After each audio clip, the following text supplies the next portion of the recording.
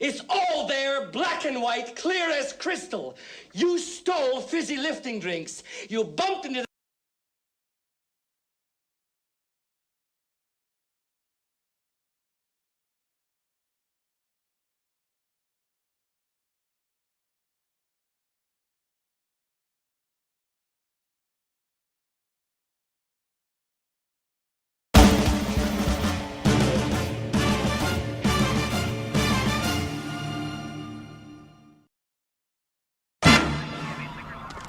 My God, man. Do you know what this means? This skitter's gonna be turned upside down, I tell you, upside down. If you get on his bad side, brother, you're done for. Now, it's only a matter of time before he finds out, and when he does, no matter where he is, get ready, gentlemen, because hell's a-coming, hell's a-coming, hell's a-coming, hell's a-coming, hell's a-coming.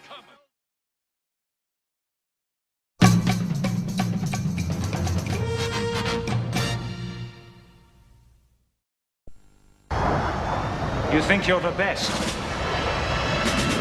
hope you are. A Gundam mobile suit is a fully articulated, fully equipped machine, armed with the most sophisticated weaponry known to man. To be a complete Gundam pilot, you must train on both Gundam systems. Believe me, gentlemen, to beat the best, you have to be the best. Hey, this is Stephanie Shea, and you're listening to Gundam at MAHQ. Brandon was just a dork who wanted to shoot lightning out of his hands like Gundam Ryu from Street Fighter. So I waved my magic wand and brought this lightning bolt legend out to Hollywood, where the nerd always gets the girl.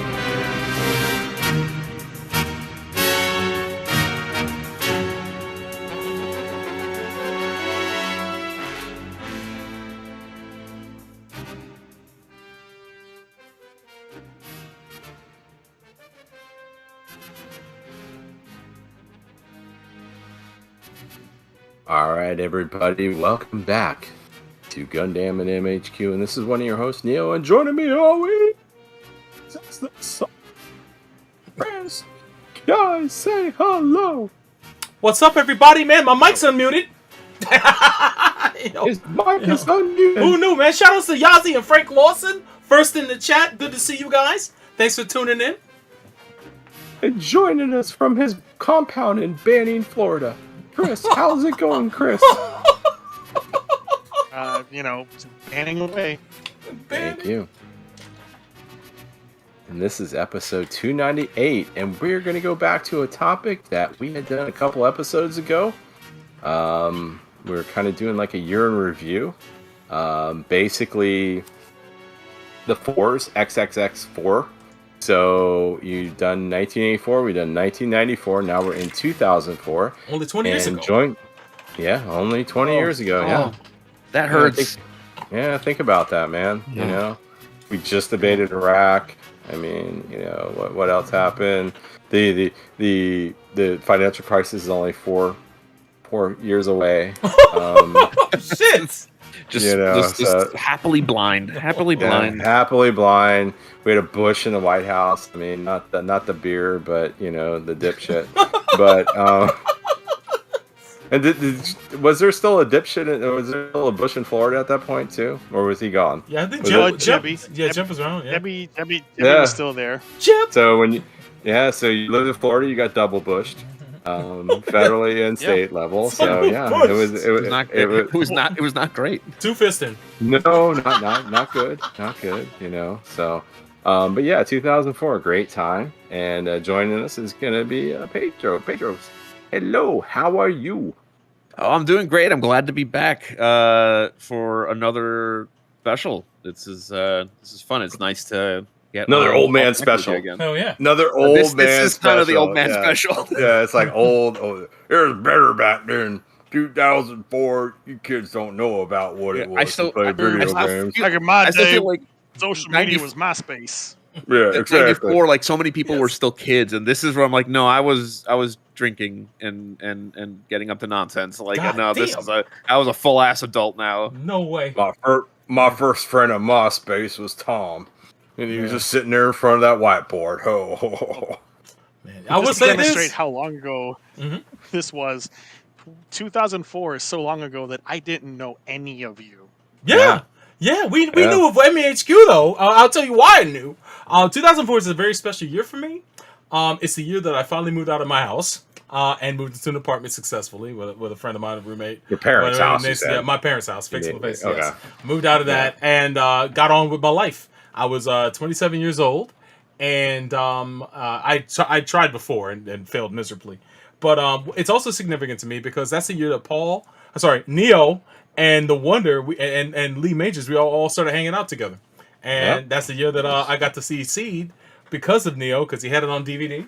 And man, it was fucking great. It was the year. It was the year of the Bachelor, baby. The year of the Bachelor. The year and I would say lonely drivers. Yes. Yeah, it is. yeah, I know. Oh shit! Before I forget, very lonely about. If any of you guys ever want to watch, ever never seen Orgus, it's actually available on YouTube right now on TMS, the TMS channel on YouTube. I just saw it got posted. I want to say all of Orgus. Never watched it, so I might just dive into that. But 2004, man, cool last year, man. Cool last year. Yeah, I think that was something had changed, and I think the Wonder needed to get out of his house. Yeah. So he ended up living with me for a while, and I had a different dog back then, a black one, not Dustin. Dustin the dog, not Foxy dog that I have now, but still awesome like she is. But good stuff. Yeah, I still have those Seed DVDs. They're in a box in my garage. Nice. Yeah, I can't get. It's funny. It's like I was in a going black carrying case. No. These are These are the bootleg ones that you get like at the conventions. Like they actually have like the covers and stuff. Yeah, no, they're not. They're not rips. Like they weren't rips. I have seen Destiny stuff like that, but yeah. So yeah, it's. Yeah, and this really was the time. This really was the time where like torrenting became like pretty widespread, and it's like really, and it really did open up so much. Like it's really interesting how BitTorrent, uTorrent, all that. BitTorrent like just makes it so that you can download an entire show pretty fucking fast, and like you could just go crazy with a lot of these old and fast back then was like what 700 megs and like what about an hour or two, like that was fast. Now it's like nothing, but you know that was also the time where we got translations maybe a week after the episodes dropped. But we got to see the Raws. Got to see the Raw same day. Yeah, because I remember was add phantoms with things like mass naked child incident. Oh yes. Yeah, because I remember once I got those bootleg Seed video DVDs, there came a point where I was like, oh, I'm caught up, and then it's like, oh, here's a Raw, and then I'd be happy because it's like, oh, this aired. It's like Sunday morning in America, and I'm like, oh, this aired last night, so it's like then you just keep checking. You just keep checking on those websites, and you're like, oh, it came, and it's like, 8:00 that night. Oh, the Raw came down, and you download the Raw, and then you have to sit there and you watch the Raw. It's like, I don't know what the fuck they're saying, but this shit looks awesome. Whatever they're saying, it's amazing. Yeah. And then like, And then it was like, yeah, like maybe a few days later, and then it started getting better. And then it's like, okay, what fan sub company would just like peter out because they'd all like, we're taking over, Seeds at episode 11. We're gonna do the first 10 episodes because they just rip off what the other fan sub things did. It was like Le Mans. It was like Le Mans of subtitles. Yeah, pretty much. Yes. Yeah, it was an interesting time. So it sucked though. I mean, I like what it is now. So I mean, I'm not one of these assholes like, oh, this was better when I'd have to sit there for days upon knowing what the hell they were saying. So I'm sure there's assholes out there that say that. So why don't we dive right into it? Yes, a lot of stuff in various categories.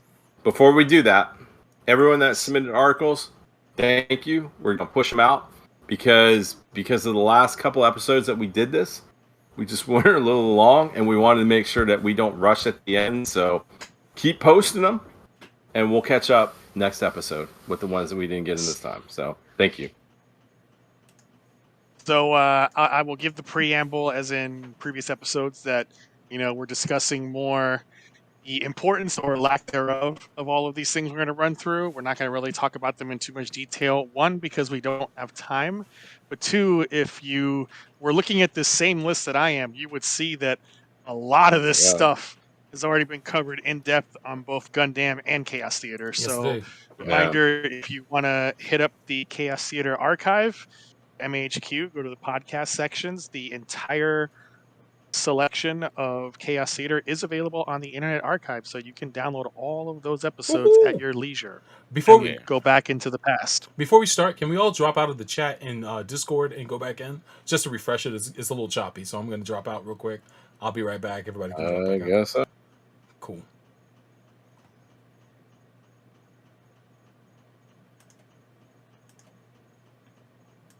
Sound testing. Testing 1 2 1 2 testing. Microphone check. Honestly, everybody. What other podcast? Will you listen to Joe Rogan? He does a sound check. No, he just spouts ridiculous shit because he's fucking. But they also all film it in the same room. He's also a tool, and he's a giant piece of shit. So don't listen to that guy. There you go. Yeah. You did it. Fucking piece of crap. All right. So with that out of the way, now that that's been established. Nice. So I'm going to go through this list. It's in no particular order, and right out of the gate, a big one. In the TV and OVA category, Gundam Seed Destiny. Oh, what could you possibly say about this show? Oh, what we said can it say ad nauseum. is, yes, ad nauseum. A controversial show in the West, but nonetheless extraordinarily popular in Japan, and we still are seeing the legacy of that literally 20 years later with Seed Freedom. So, it definitely has had a long-lasting impact on the franchise, for better or for worse, depending on your perspective. Any other comments on Seed Destiny? Well, I gotta say that this is the first Gundam series that I watched in real time. Well, almost in real time. We'd see the Raws in real time, but then the subtitle versions would come out. But it wasn't like previous ones where we have to go to a store and buy bootleg DVDs or wait for the American release. It was technology had caught up to the fact that we could all watch simultaneously almost, and it was wild talking to Neo, talking to the Wonder, because all three of us we were watching it religiously every week, and just talking and then watching the show just decline after episode 11 or 12. The only thing I will say is it's probably one of the greatest 13 episode series ever. It's just that it had more than 13 episodes. Oh man! And it actually had ended up 51. So yeah. So back to you, Chris. Great times.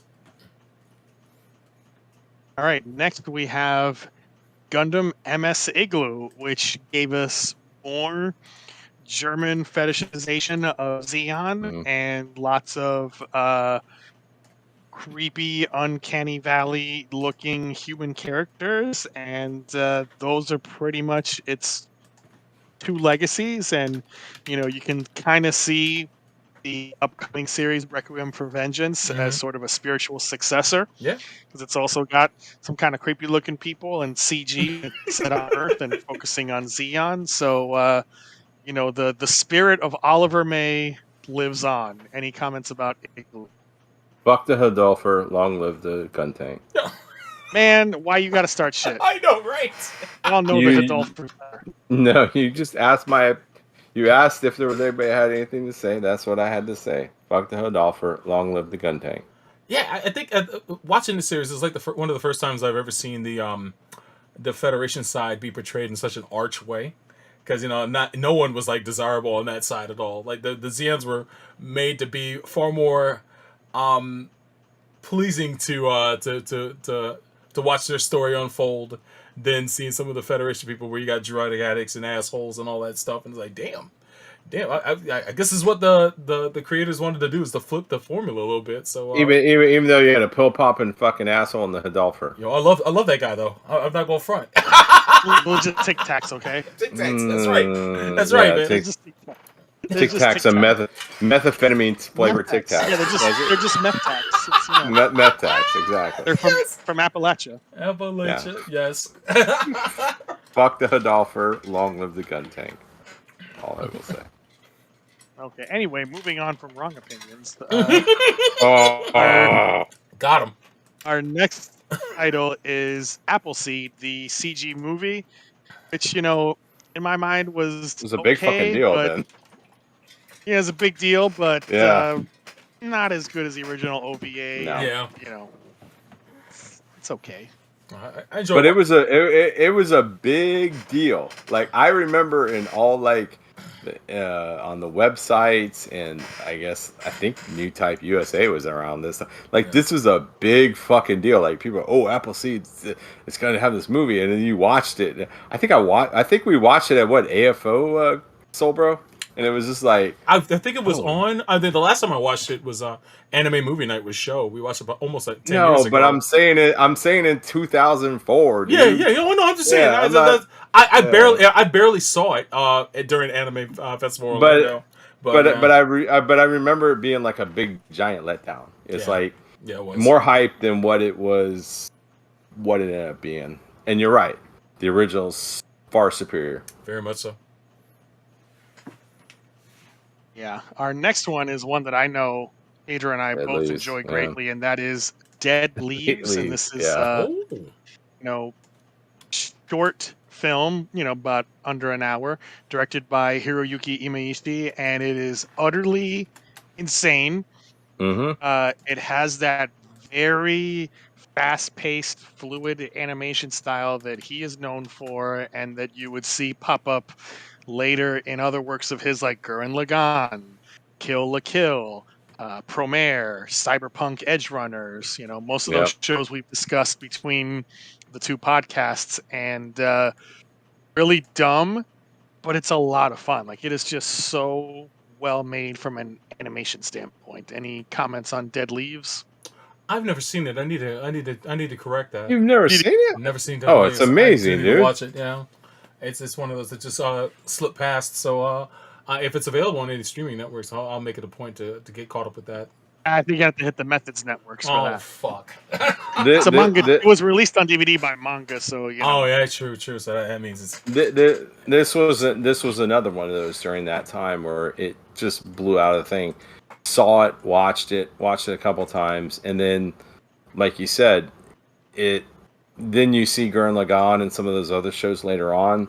It makes sense, but yeah, it was just a bonkers, balls to the wall type of thing.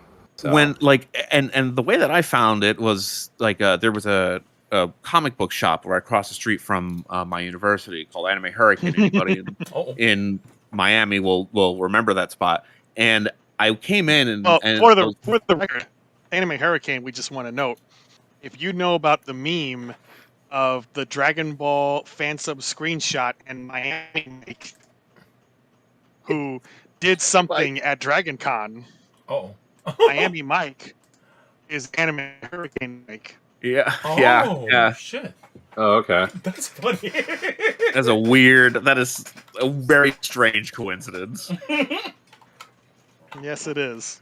What are they to be noted for? So I came in and I was like, hey, what's new? What's weird? And this guy pulls out Dead Leaves and he's like, this is the craziest fucking thing I have ever seen. just sight unseen, I bought the DVD and I took it home and watched it, and was really like, oh wow, this is honestly like the weirdest bit of animation that I may have ever seen at that point in my life. Yeah. Oh, it's great.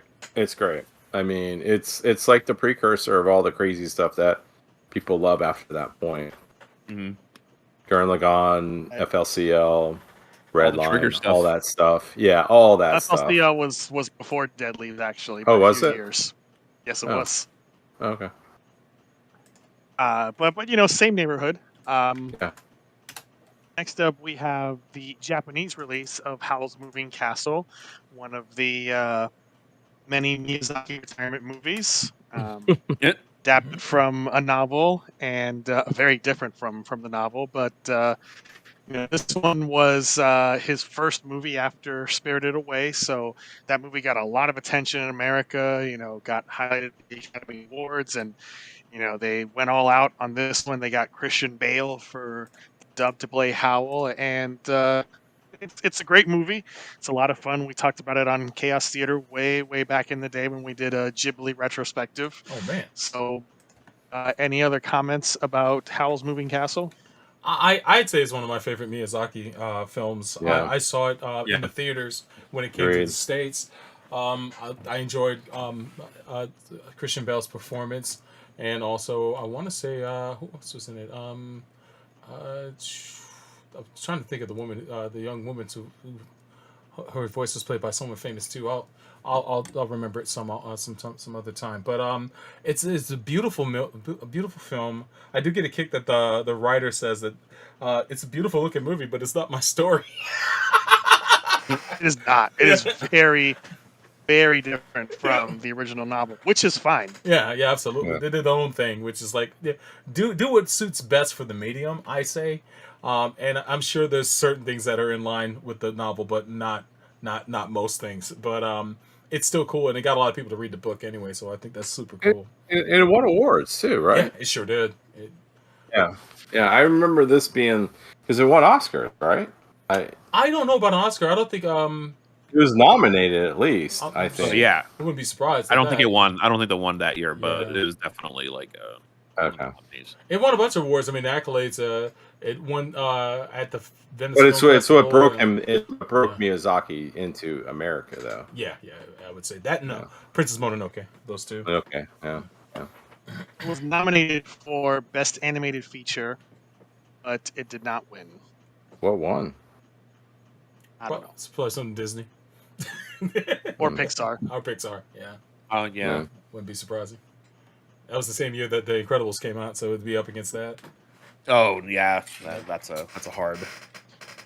Well, the thing is, this is based on the American release, which is in 2005. So actually, fair point. Yeah. Anyway. Oh yeah. Whatever. Yeah, sorry to get you on that hole. Moving on, our next entry is Steam Boy, another heavily hyped feature film directed by Katsuhiro Otomo. You know, I never got around to actually seeing this one, despite it being very heavily hyped and being kind of all over the place. Did any of you watch it? Yeah, I saw it in theaters. I also watched it. Another our anime movie night alumni will remember that show, and I watched it as well there. But I watched it in theaters. Patrick Stewart plays the voice of the main antagonist. And that's one of the major things I remember. But it's definitely a cool steampunk flavored film. It's an adventure, of course. A young man uses steampunk technology to go on an adventure and whatnot. But it's gorgeous. I can't say it's one of Otomo's best films. I still think Ghost in the Shell and Akira beat it out. But it's still a cool looking movie with a lot of great ideas. Otomo didn't do Ghost in the Shell. Oh, fix my face. Sorry. Well, definitely. That's Oshi. Oh my goodness. Yeah, I'll get my wires crossed. But it doesn't beat Akira. But I still think it does rank up there. I think it's a watch for anybody who wants to see more of Otomo's work. So definitely check it out. Yeah, I would say it's a watch. It's like Silver said, it's gorgeous. The story, it's a decent story. I think it's one of those ones where you're gonna watch it. Once you've seen it, you may come back and watch it years later. But it's not one of those ones where you gotta like, oh, crap, I got to see this again. And I agree with that. It's not one of the Tomo's bad. It's not like Akira where you go back and want to see that, but it's still very pretty and a decent story. So yeah, heavily hyped. I remember that. All right, next up we have something that is not heavily hyped, and that is a TV series of Area 88. Hell yeah. A well-known manga and OVA from the 80s, and to SNES gamers, you might know this as UN Squadron. Oh yeah. Shoot 'em up. So I have seen the 80s OVA, and I have played UN Squadron, but I never saw this TV adaptation and wasn't even aware that it existed until many, many years later. Oh Has anybody seen man, it? I watched it. Yes. I watched it when it came out. I was watching the Raws because I'd seen the OVA. And it traumatized me like years before that. But when the when the TV series was announced, it's like, oh shit, I can't wait to see this, and it's cool, man. The opening theme is great. There's a lot of techno music in it, so you wouldn't think that would be the case, but it's littered with techno music from artists. Different artists and whatnot, but it's a really nice show. They added new characters. They flesh out a lot with Shin and what's going on with him. And I will say this much: the ending of this is not as brutal as the OVA, but I find it satisfying. If I had to make a preference, I prefer the TV show over the OVA, especially with all the other characters. They added a female character that I don't even believe it was in the manga is in this show, and she's super cool. So definitely check it out. It's only 12, 13 episodes. It's really short. So, you know what? We'll review it for Gundam, and then you'll get to see it then, Chris. Yeah. All right. So next we have Sergeant Frog, a.k.a. Keroro Gunso. Just a delightfully ridiculous series about an alien frog that is sent to invade Earth, but fails, and instead just becomes obsessed with Gundam and building Gunpla. Yes! And all of his misadventures...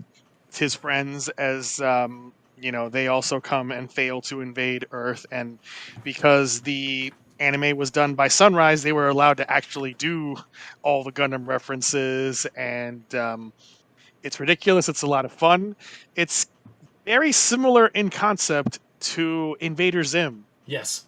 Yeah, I was about to say it. It's very much. It's Japanese Invader Zim. Yeah, because I love Invader it's a Zim. fucking frog. Like, I love Invader. It's like it's always. I've never really watched it's Sergeant Frog in its entirety, but I've seen a lot of episodes, and there's too many episodes. There's way too many. Yeah, and but yeah, when you were talking about it, it's like I'm like, yeah, it's Japanese Invader Zim, and you stole it from me, so. That's my say on that. So, yeah, it's the manga's still running to this day.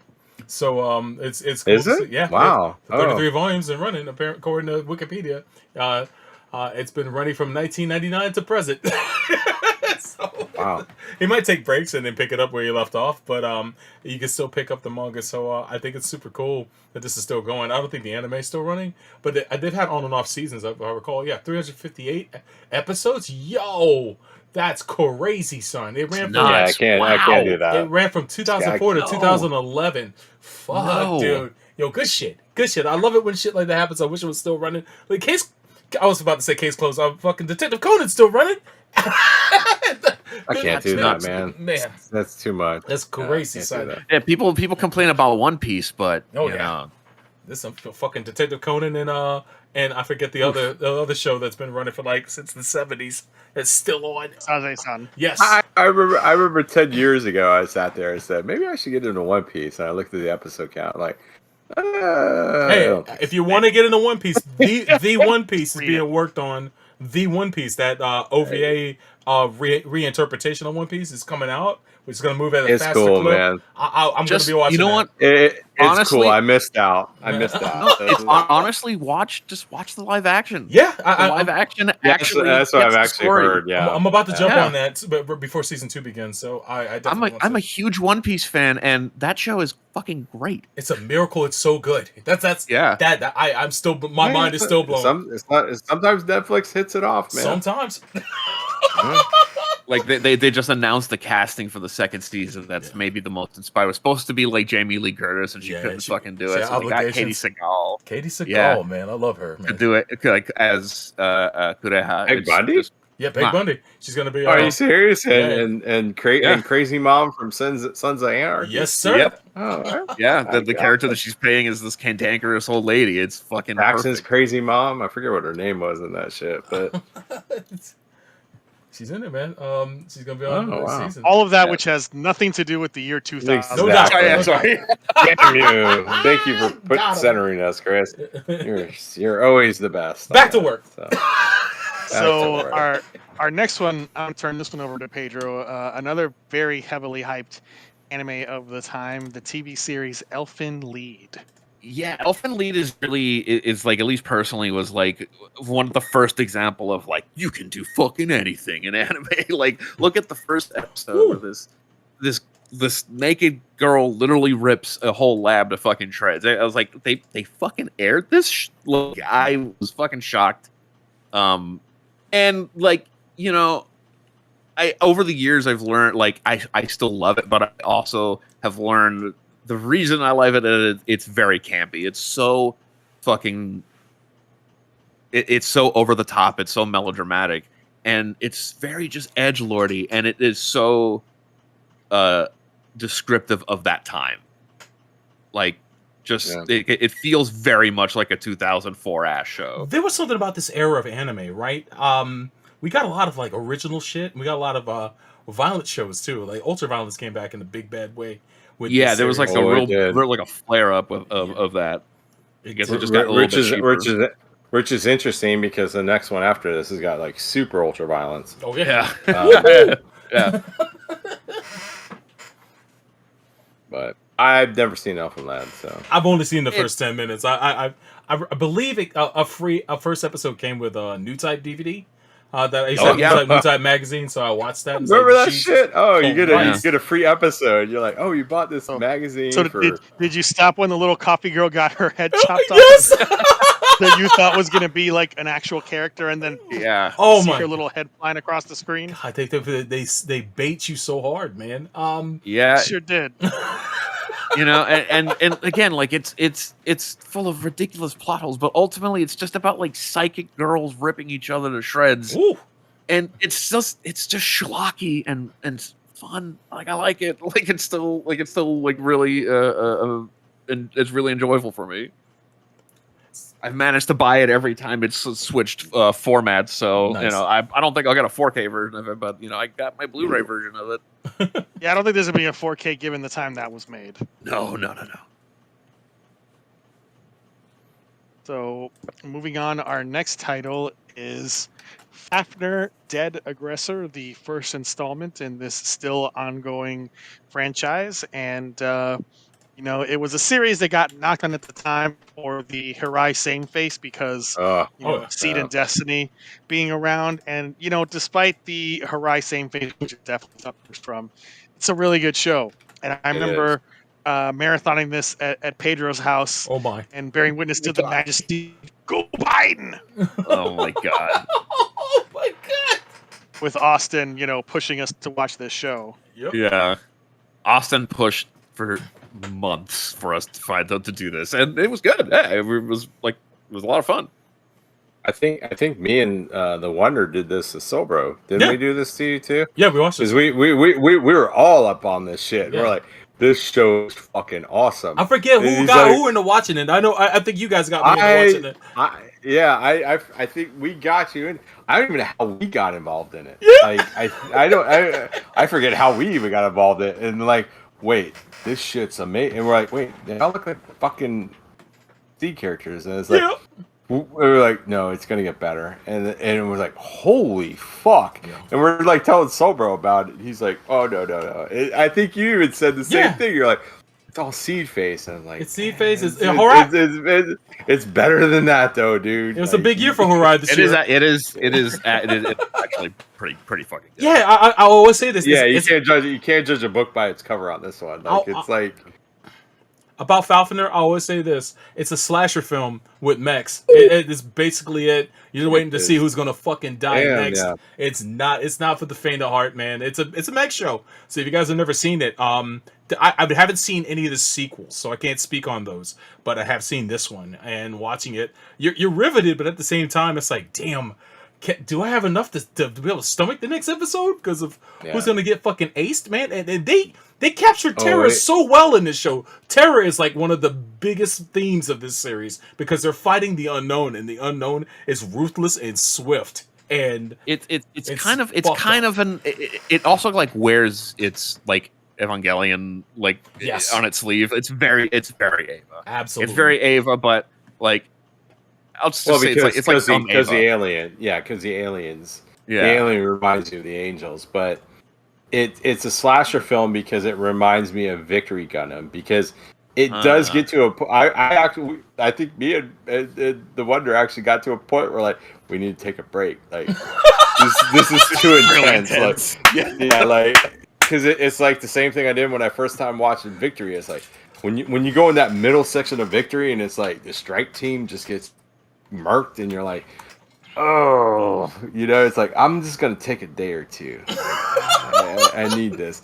Offner was kind of the same way, but I get you on that though, because it does have those shades of the Evangelion angels. It feels like that, like hardcore. It has a feeling of everything, but it still kind of works. I think that's what's the good thing about it. It's like it keeps it pretty simple. Like like, and I don't mean it as a pejorative, but it's like kind of like Dumb Eva, where it's just kind of like just the big moments, but not really a lot of the cerebral. Oh, you're talking about 4 or 5 years out. Oh, when did Eva? Ava was like 1999 or something. 95, like that, or 95. It's 95. So you're still talking like.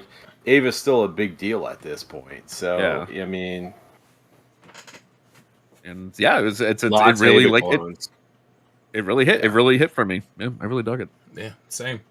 I still have those DVDs are with in that damn box with those damn old C DVD. The Faulkner ones are actually like legit ones, but the Seed one, they're in the same one. So it's my bootleg ones there too. All right, so next up we have a series that definitely means a lot to both me and Pedro, and that's The Count of Monte Cristo. Oh, Soulbro 2. You are not alone. I own all the DVDs. Soulbro 2. I own every. whole entire family. I collected this. I collected this as it was coming out here in the States. Every volume. So please continue, sir. Please continue. Oh my God! Do we have enough time to talk? This is an adaptation of classic novel, The Count of Monte Cristo by Alexander Dumas, but adapted in a very different kind of way, set in the far future, a lot of shininess and space vampires and night mecha, but yet somehow it's still The Count of Monte Cristo, and it's bizarre and brilliant, and I love this show. Man, and I have literally never seen anything like it since. Yeah, it is, no. Like honest, like swear, and then again, some people might not like the art style, so that's fair. But it cool. Really, you will have not seen anything like it since. I will say this before Soulbro goes into soliloquy. Oh Lord! When we first met Soulbro, it was all about this show. Yes. And then we met his brother. It's like, yes. County Monte Cristo. It's like holy fuck. Finally watched it. It's like okay, I see what these guys are talking about. It is. It is a amazing adaptation of a classic story, and I don't get the bitching in the art style. I mean, I think it fits for what it is, and I think it's one of those really. I think they really kind of took a chance on so it's an I feel like in some ways it's probably more popular in the States than it seems like it's even in Japan, but I can't say that it's a thing, but I mean it is, because you will see it is one of those ones where people will say you got to watch this shit, and it's like this is the kind of thing that like was great about that time of file sharing. Yeah. Where like this is the kind of show that is like perfectly fits this time of like you have to watch this. Just download it. You'll have it in a couple days. I was watching this show in real time as every episode was dropping. Oh my God. Watching them raw. I was that hooked. My brother, Dr. Encyclopedia in Black, and I were watching this. We were tag teaming this show, and we were just in love with it. Some people will find the textures that were used in this show a little garish, but to me, it just added to the charm of the show. And shout out to Ed the Crimson. He points out a really good piece of trivia. George Nakata played the voice of the Count, and he's the smoothest. He's so smooth, Masterful performance. Masterful. Dude. One of his best characters ever, man. And it's just coming from someone who loves the book from Dumas. I've read that book when I was in middle school, and I was in love with that. I read The Three Musketeers, too. You know, I just love Alexander Dumas in general. But to see this adaptation is the best adaptation of the Count of Monte Cristo from start to finish, including the epilogue. It's so fantastic. If you've never watched it, I couldn't tell you where it is. I know that Funimation did license it, so I don't know if it's on Crunchyroll. Probably out of print by now. I don't know if it's on Crunchyroll. It might be. I have to take a look. But if not, it might be on Hulu. I think I've seen it available on Hulu. If that's the case, then if you can check this show out, please do. It's a satisfying watch from start to finish, and they take so much from the book, and they spin it in such a great way. The best thing I can describe the aesthetic is futuristic Victorian, because that's basically what it is. But it's incredible, man. The plots are rendered so beautifully, and following from the point of view of the main character. I think his name is I want to say Arthur. Was it Arthur? I think so. I have to look it up. But anyway, he was a cool character to follow the show through and see the Count's machinations. I'm still charmed and in love with the show even to this day, and I really need to sit down and do a rewatch of this. It's fantastic, and I could not recommend it enough. I would fucking kill for a 4K. Oh yes. Upscale of this. I just have no idea. It's pretty. Yeah. Well, shout out to Gonzo. I just have like I wouldn't even know how they would do it. I mean, those early CG effects, like definitely have not. Albert was his name, by the way. The main character is Albert, voiced by Jun Fukuyama. Yes. Famous for Lelouch, Lamperouge, and many other characters. Fantastic. Yeah. And Haiti, shout outs to Haiti, one of the first transgender characters I've ever seen in anime. Period. She was super cool, man. One of the coolest characters in the series. And she was in it from Jump too. Yeah, she disappears and comes back. It's just fantastic cast all around. So moving on, another one that Pedro and I enjoy greatly, Genshiken. Oh, which an adaptation of the manga of the same name, and had various series as well as like a jokey kind of meta OVA series that's based on an anime that they watch within the anime called Kujibiki Unbalance. And if you were ever part of an anime club in high school or in college, and if you've ever been to anime conventions, this show is about you. Yeah. Oh shit. This show is about you and your friends. That's super cool. I never saw all of it, but I saw this is one of those ones where you would get like in the new type things, and I think at a short time, this is the time when you got the Anime Network or something. Yeah, and then used to be on demand. Come up on it was on demand. Yeah. Sure was. And this shit would be on there. Yep. So, but they'd only show you like a couple episodes. So. Yeah. You know, it's a slice of life. Yeah. You know, you got all these different types of people. You got cosplay characters. You have, you know, the mecha freak. You have the normie girlfriend. You have the hot guy who's secretly a nerd. Like, it's just, there's so many like different types of characters, and it's just a really fun slice of life look at otaku culture, but not in a way that like really is making fun of otaku, but just sort of celebrating that weirdness of that time in people's lives. And I have no idea if it's in print. You have to resort to the Methods Network, but definitely check out Genshiken. It's just a really fun and sort of heartwarming kind of show. Yeah. Yep. Cool. So these next two I'm going to group together in one, and that is Git's Second Gig and Git's Innocence. So The former is the second season of Standalone Complex. We've talked about that in one of these damn shows. Yeah, we it's hard to did. keep track, and it's really good. I even say it's better than the first season. And then Innocence is the sequel to the original film, directed by Mamoru Oshii, which just had its 20th anniversary theatrical re-release in America, and I went and saw it. And when this movie came out 20 years ago, I saw it in the theater with my friend Damien. We're both big Ghost in the Shell fans. We enjoyed it a lot. So I called and said, "Hey, man, why don't we go see this again? Now that it's 20 years later and we're older and fatter, and see how it holds up." And did it hold up? Pretty cool. It did hold up. It did hold up. Some of the CG animation blending with the 2D animation doesn't work quite as well. Some of the textures look a little funky and kind of flat, but overall it's still very well animated, and the story and its noir mood and just those Oshii aesthetics that so well from his other movies are all there. And check it out somehow. Any comments on either Second Gig or Innocence? Well, I would say with Innocence, I think I remember going with the Wonder.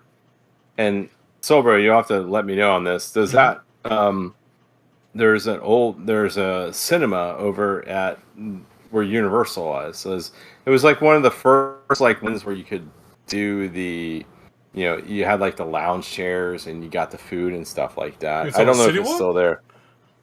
City Walk, yeah. Is that? I think it was it's still there. Yeah.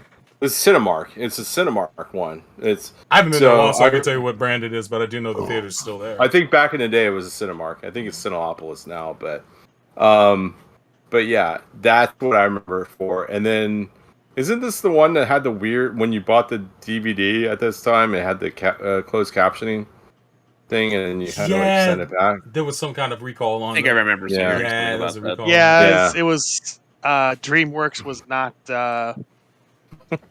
Accustomed to doing anime DVD releases, so they kind of screwed it up and had to go fix it. Yeah, I actually have that one where they actually sent you an envelope to send the DVD back. You kept the case, but you had to send the DVD back, and they sent you the corrected DVD. Oh my God. This is so ridiculous. Yeah.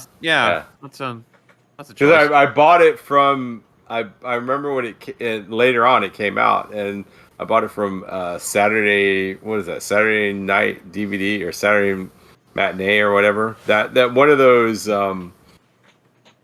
video stores that used to be in the mall. And then he's like, "You got this," and it was crazy.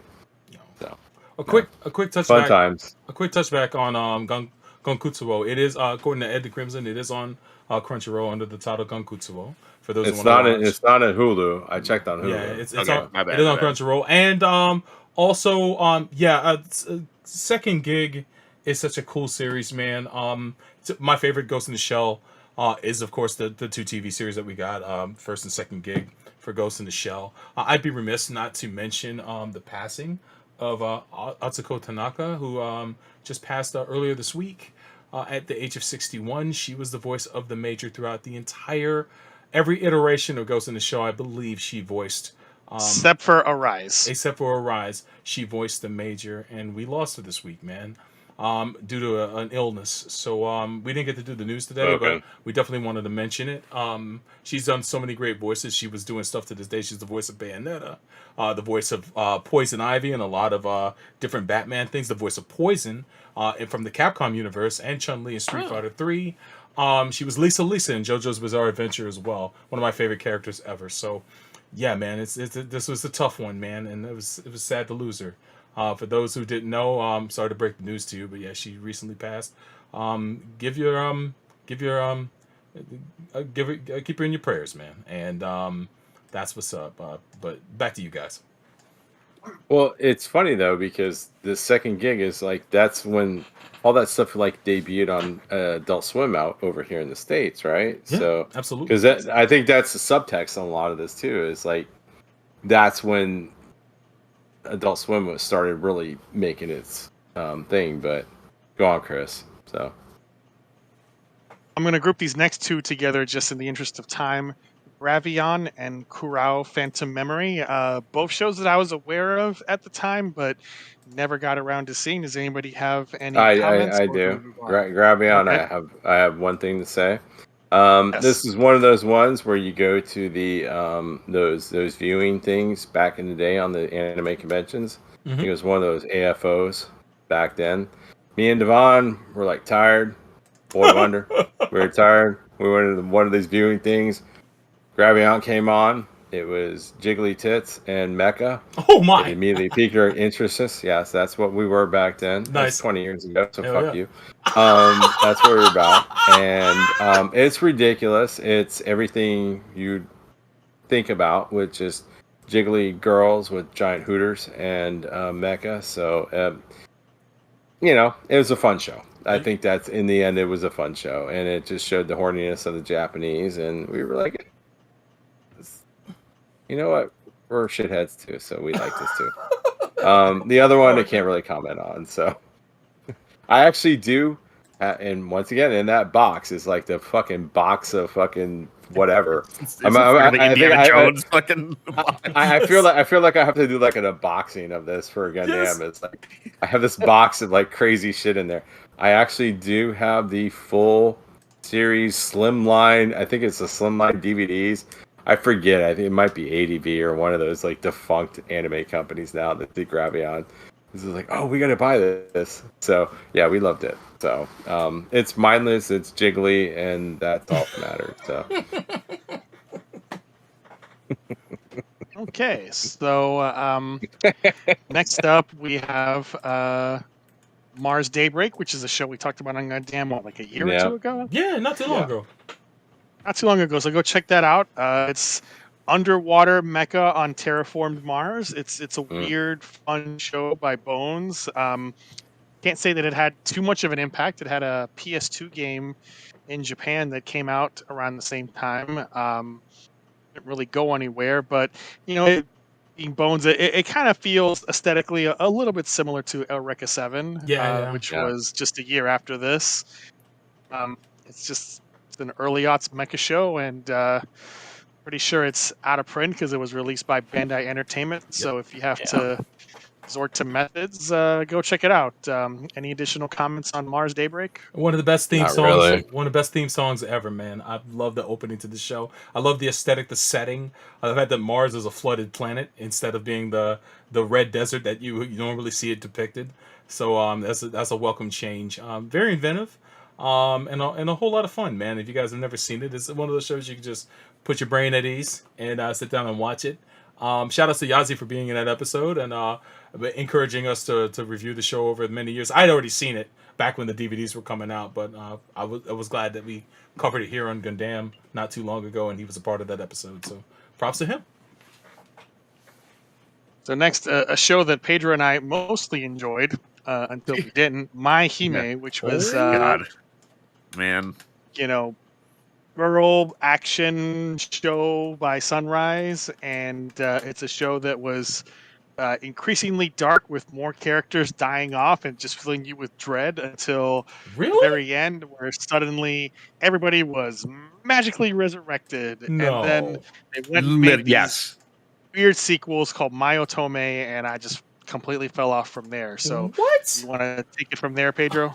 Yeah. Well, that's what Myotome was. I've seen that before, and I didn't know what that was. It was like, it's like set in a school, and you know they have these summons that they're fighting with each other, right? Like it's really, you know, kind of typical like shonen stuff, but like it was fun. It was a fun, fluffy. It had like a good sense of humor, and then like it really did a good job of buying you into all these characters until halfway through, and you know it starting to turn dark, and everybody's kind of turning on each other. So it's like, yeah, you know, we were marathoning this, and we were really enjoying it, and it hits the second half of the last episode when everybody's kind of resurrected, and then it has this like really uncharacteristically slapstick like final scene, and it just leaves the worst taste in your mouth. Like just I am a person that like, okay, something might not be good, but I can pull some enjoyment out of it. That ending like really does take a lot of the enjoyment out of the rest of the show. Yeah, I've never revisited it because of that. Ooh. Yeah, same. I've never seen it. This is one of those shows that hit critical mass, but I completely missed me. I heard about the rumblings. I would see it in New Type magazine, but I just hadn't jumped on it yet. I felt compelled to, but I didn't realize it got dark. I thought it was like just one of those. It looked so. Oh no, it got bubbly. very dark. It got really dark, and then suddenly they're like, "No, we're gonna turn on the lights, turn off the dark." It feels like the hardest U-turn I've ever seen in a show. What? Like Yeah, huge tonal U-turn, massive dissonance there in the narrative, and really kind of spoils it. So our next one is going to be the exact opposite of that, and that is Paranoia Agent, which is famous for being the only TV series directed by Satoshi Kon. Yeah. Who left us many years ago and left an incredible body of work in the short amount of time that he was in the spotlight as a director. And Paranoia Agent, very popular. It aired on TV over here, I believe. Just a It was weird, Adult Swim, really well-made series. Yep. Yeah, it was Adult Swim, I think. Sure right? was. Yep. Sure did. Yeah, because that was a big deal. This was one of those ones where they really put the thing when they were about to debut. It is like, you need to watch Paranoid Agent. Yeah, I think they even worked it out. Go ahead. It felt like event anime in a way that didn't really have before. And obviously with the Satoshi Kon connection, they're like, we can back it up. We can back up this hype. Which was a big deal in 2004. Even with Adult Swim being the sanctuary of these type of shows, they never sat there and said, this is something you have to watch. This is an event that's bam, you got to do this. I think the premise is cooler than the actual resolution of the story, but it's produced extremely well. The soundtrack is fantastic. That's what I remember for is the music. Yeah, the cat that does the music is the one that always works with Satoshi Kon. Also worked on Berserk as well. Susumu Hirasawa. He's done a lot of classics. And he killed it with the score. I would say the leading up to the apex of the show, it's a fantastic watch. The rest of it is cool. It's not terrible at all. It's just I just don't think it resolves well. But in the last year, I sat down and I watched all of Twin Peaks. Yeah, there you go. And I after finishing Twin Peaks, I actually in my head have a bigger appreciation for this finale. Mostly because I understand that sometimes when you watch something, it's just vibes. You just gotta you just feel what this person is trying to deliver to you, and everything else is just in service of that vibe. Yeah, I you know what, you're right. I mean, I actually own the show on DVD and I watched it in real time as well. I think it's still a good program, and I think people should check it out, especially if you love Kon's other work. Because we're never gonna have another one of him, so definitely dive into it. It's a psychological thriller, and I think that a great deal of it is well executed. So sit down and check it out if you have time.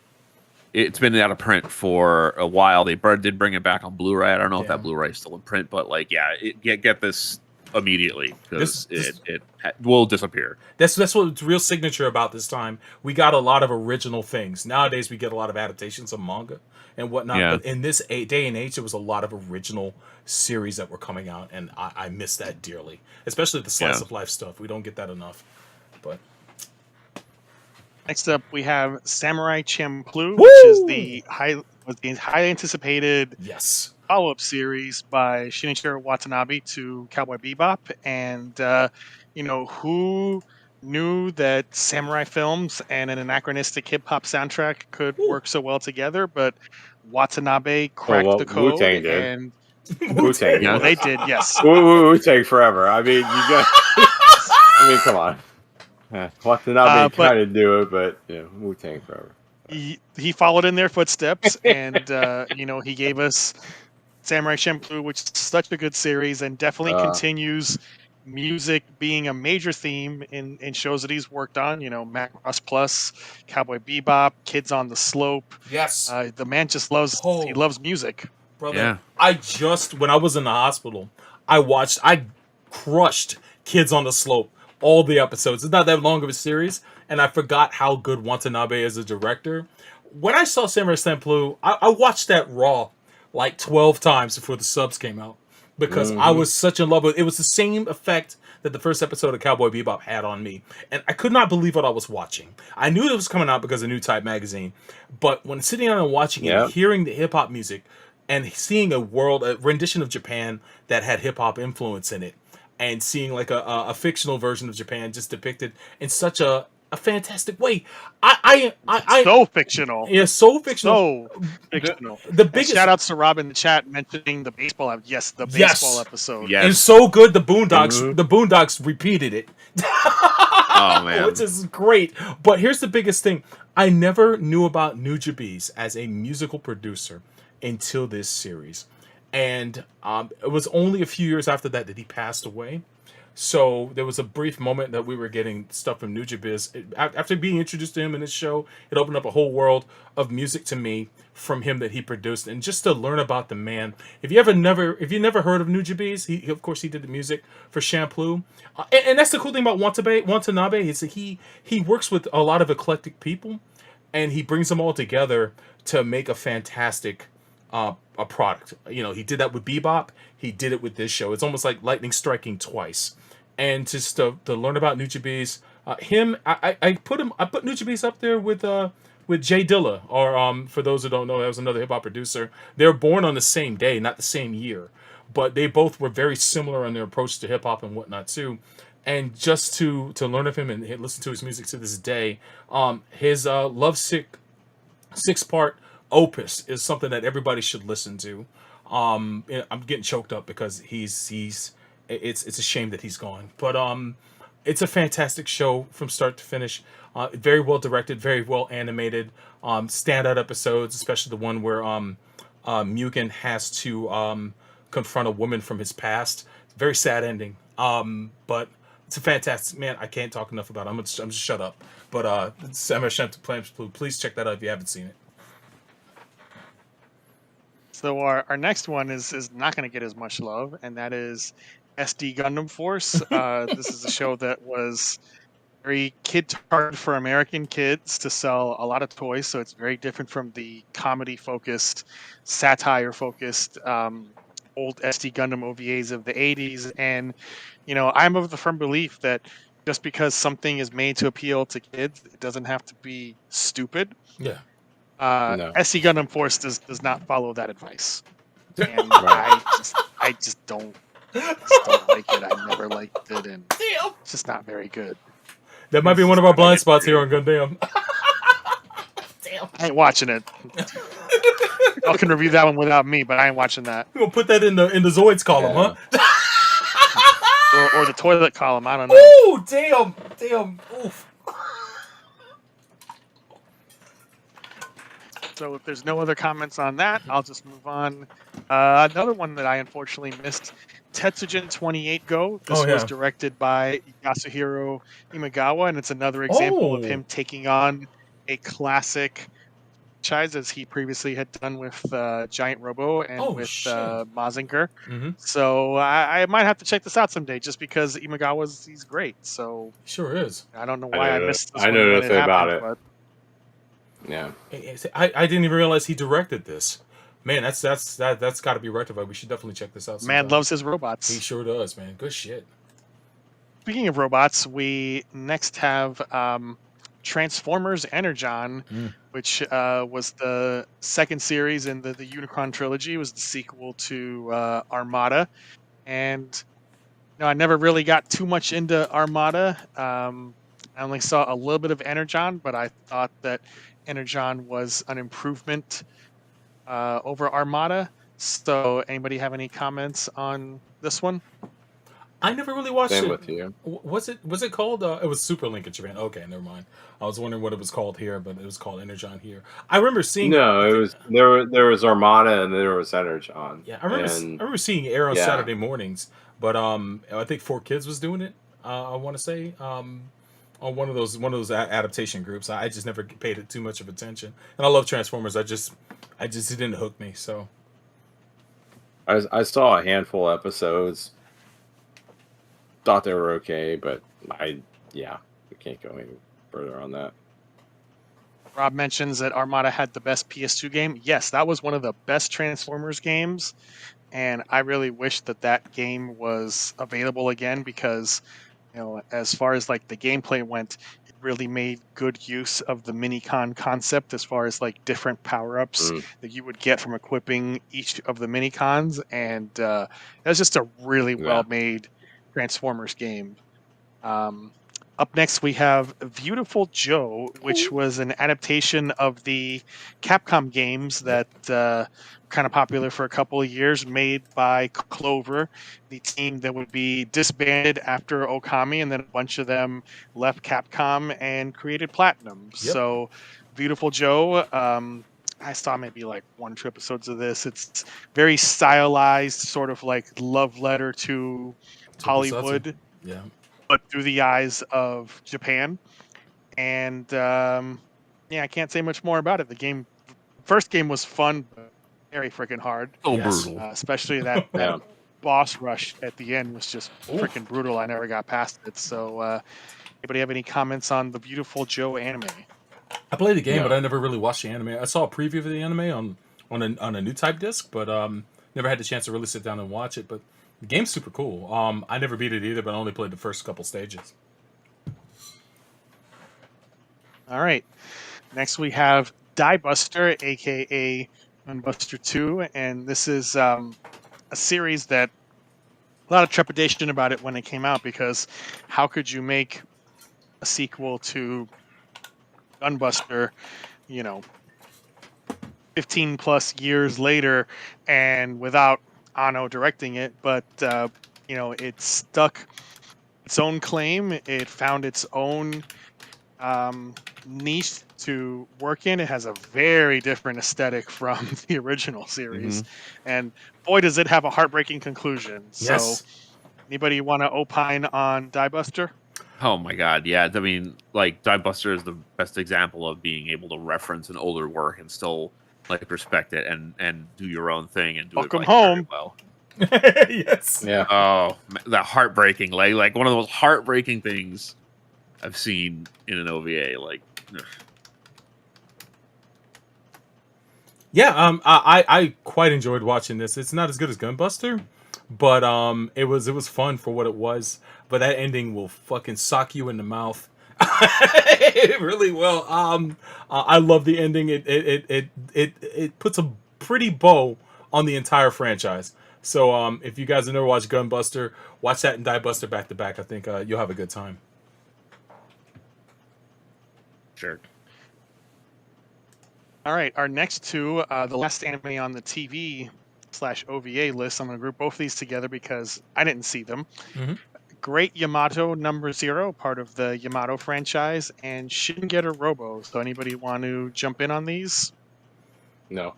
I haven't seen Shingeta Robo at all. It's been recommended to me, I believe. Shout out to Fred in the chat. Fred Ricks, he's recommended it. I've seen I've seen like the first couple episodes, because this is the classic of those where it was the first like 6 episodes were fan sub, and they all died after that, and I never went back to it. Oh damn! So, yeah. All right, moving into some American stuff. Next, we have Lost, which was a huge cultural phenomenon at the time of its debut. Anybody remember the numbers and, Yes. and the hatch God. and the others, and what Smoke happens Monster. in the tail section, I'm trying to and I'm Smoke trying to remember- Monster, and I remember what season that I got in on, if it was the 3rd or the 4th. I think it might have been... All I remember was a giant letdown at the end. yes. Damn. So for me, no. Well, the thing is, for me, no. But believe me, it is a nonsensical fucking ending. But what I came to the show for wasn't so much the answers. It was sort of like everybody's individual stories, and I really felt that the one thing that was kind of strong in that show was everybody's individual performances. Whether or not they were doing fucking crazy shit is a whole nother thing. But until it got too ridiculous, and that's the problem. Yeah, No, I get just have a higher I get what you're on that. I have a higher tolerance for some nonsense. Yeah. So I think it was a show where the journey was better than the destination. Yes, I'm so 1,000%. yes. Yeah. Watching it from week to week and talking to your friends and going online and joining the conversation. That was the apex of any show that had like an online following and conversations online and memes and stuff. This was the time to be into a show like this. I think this is to the detriment of the show. It has too many episodes and it had to service a 22 episode season, which to me is like, man, the show, if it was just tighter and maybe they had 10 episode seasons, this would have been a much better show than the meander and have extra characters in there that didn't really bring anything to the show. Characters so hated Maybe they if would they'd kill them actually off. planned it out, which Yes. they clearly did not, even though they said they did. This show is a huge lesson in making sure to plan out your story and where it's going to end. You make a show like this, you need to know how it's going to end and basically build up to that or reverse engineer it. And if you're not doing that, then you're fucking up. But the show was a fun ride. I would say that seasons 1 and 2 were great. 3 is where it meandered, but it ended strong. 4 was cool. 4 is when it got back on track. There were less episodes and new characters that actually mattered. 5 was solid too.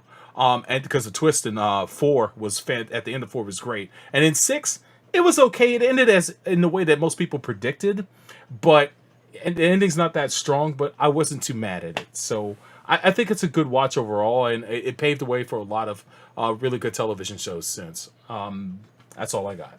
Well, I will always say with this, with Lost, when I heard the name Damon Lindelof, that's when I get apprehensive because this was his magnum opus, and blame Carlton Cuse too. It's just like Carlton, whatever. It's dude. also J.J. Abrams, and it definitely falls prey to his obsession with his bullshit. mystery his boxes. bullshit. Yeah, I don't trust J.J. Abrams when he comes out with a show or a movie.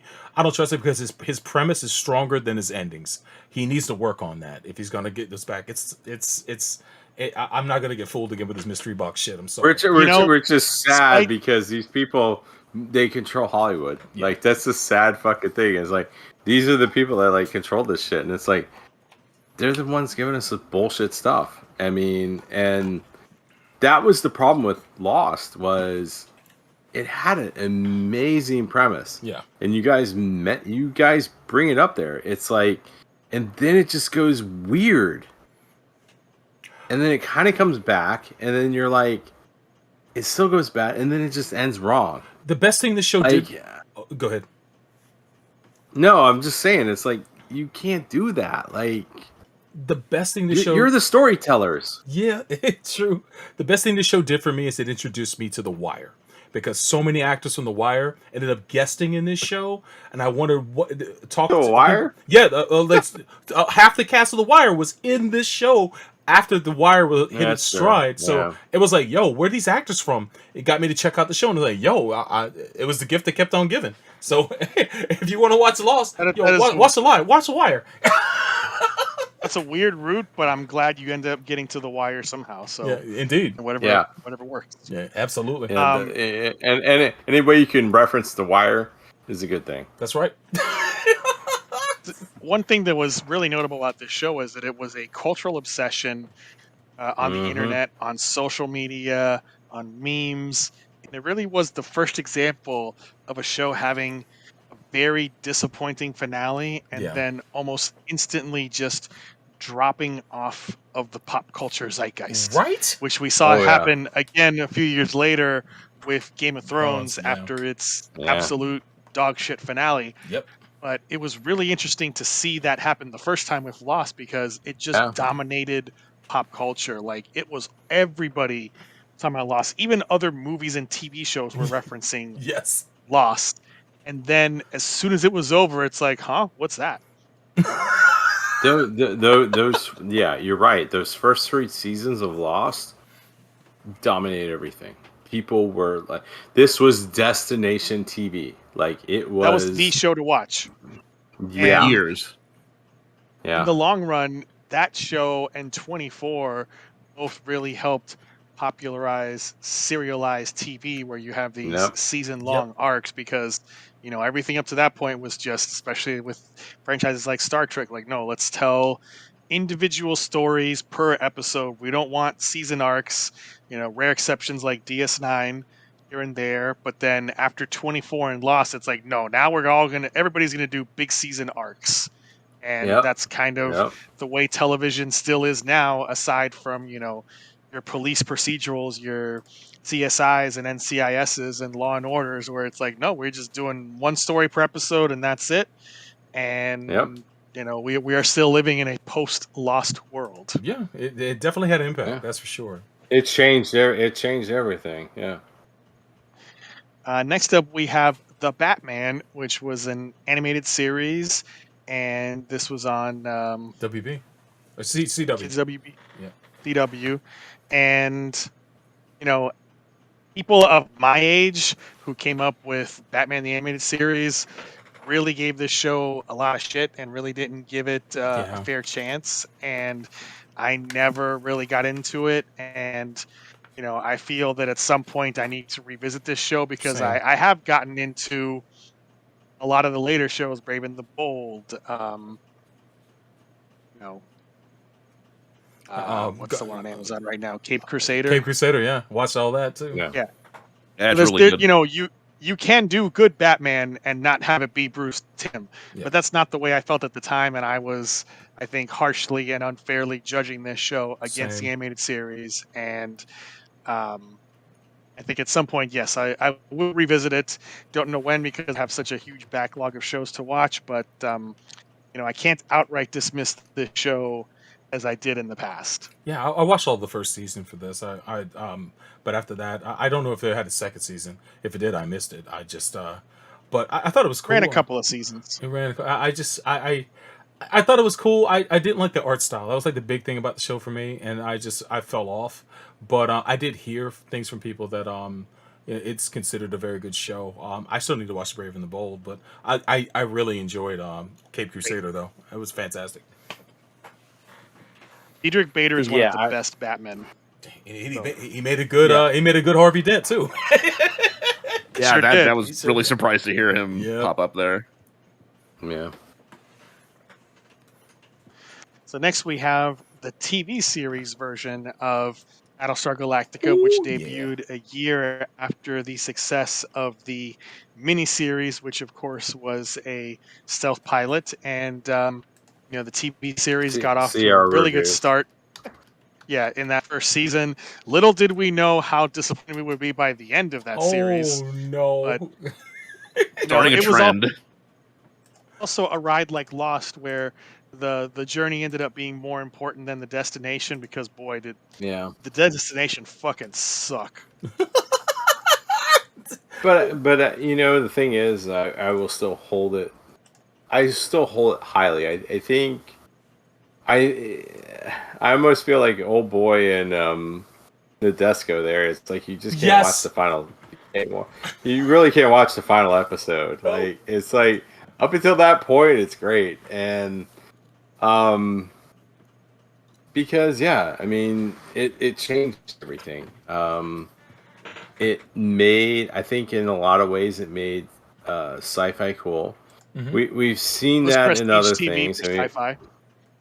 Yeah, it made but I'm just saying, like the genre of sci-fi. I mean, the genre of sci-fi cool. I mean, this is another one where sci-fi. Normies watched towards the end. I mean, like exactly, and so it worked. I think it works. Right. The ending is not what it should have been, but hey, it's. But the journey there is great, and at this point in 2004, we were blown away. I was fucking blown away because after watching that fucking I think the miniseries, I don't know how even they did it I think it was a year before. Right, it was on NBC. What the fuck that was? Yeah. And then I think the first episode is 33. That's the one, right? Yes, every 33 minutes they're coming. Every 33 minutes. Yes. Yeah, and you're like, what the fuck? So, yeah. I mean, back then in 2004, sometimes the best episodes were the first episode, not Not now, where it's like you got to build to the good. I was like, oh, you got to build. It's like episode 3, you'll start working out. But so yeah, I can't shit on it. It's one of the shows we actually reviewed early on in Gundam's run too. It was wrapping up around the time that we started the podcast, and we sat and watched it. I think I was already watching it prior to that, but and maybe that's because Neo was watching it and he got me on it. But it's for a Sci-Fi Network show, it definitely put Sci-Fi Network on the map at the time. It was higher quality than I expected, and the cast was phenomenal. Edward James Olmos is always on point, and this is a landmark role for him. Not to mention that he already had like a storied career before this, but it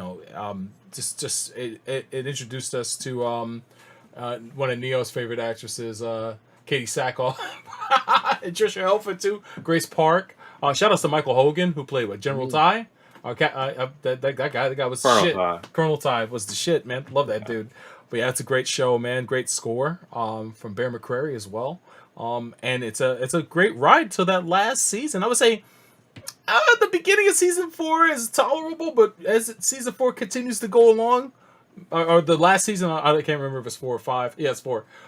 It's a little bit tough, but it's all right, man. It's great. I would watch it regardless.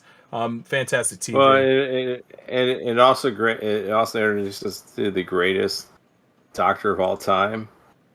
Dr. Cottle. Oh yeah, right on. And smoke while his patients that suffer from cancer. Hell yeah, man! Are sitting there, and he's like, you know what? You want me to stop? I mean, I'm here to. So yeah, I forget that actor's name, but there was a show that used to come on the Disney Channel back in the '80s called Danger Bay, and he was the lead dude in that shit. And then when I saw him on Battlestar Galactica, Hulk Hogan movie, yeah, he's Canadian as shit. Yeah. Because it's outside of like some of the actors. They're all Canadians. So. Absolutely. Yeah. Good shit. We love you, Canada. We love you. All right, next up, we have Justice League Unlimited, which was the final entry in the Bruce Timm DC animated universe. And this series, which ran for a couple of seasons, greatly expanded the scope of Justice League, because the original Justice League had a pretty small core crew, and then with Unlimited, the team got way bigger and had a lot of great storytelling, and unfortunately came to an end. And there were plans to have a film continuation that was being written by Dwayne McDuffie, but then that plan was abandoned and it was rewritten into a standalone movie. So, DCAU has popped in a couple of times since then with some Batman movies, but we've never had another TV show set in it since then, and that's kind of unfortunate because it was such a well-made universe, and it definitely has stood the test of time in all of its entries. Yeah, I love this show. So it had some of the best episodes in all of the DCAU. Like the episodes with the question. One of my favorite episodes is the one where he's investigating Lex Luthor, and he finds out a bit more than he expected. And also played by Jeffrey Combs, brilliantly, expertly. It's so fucking good. Yeah, fucking love Jeffrey, dude. He's so awesome. The fucking thing about shoelaces. Yeah. Their purpose is sinister. Oh, when he confronts Lex in his office and Lex beats the shit out of him, and you find out what Lex is. Oh my god, it's so cool. That's a great on of course the Batman Beyond epilogue episode. Say what you will of it, it's a cool episode because the vignettes in it, especially the one where Bruce sits down with Ten as she's dying, and you get a little insight on just the softer side of Batman. I think it's just a really cool episode. And then of course the finale where Clark fights with Darkseid, and he references all the shit that's happened leading up to that point. How in the end of Superman, that he brainwashed Superman into working for him, and then like all the other beef between them, it all comes to a head here. The death of Dan Turpin, all that shit comes to a head in that episode. Yep. And one of the best one of the best monologues from Clark ever, where he talks about having to navigate the world as if the world's made of paper mache. it's one of the coolest shits with Superman ever, man. If you've never seen any episode of these shows, I'll point you right in that direction of that finale episode and just how Superman operates in that finale. It's so good. So we have a series that unfortunately didn't last as long as it should have, and that is Megas XLR.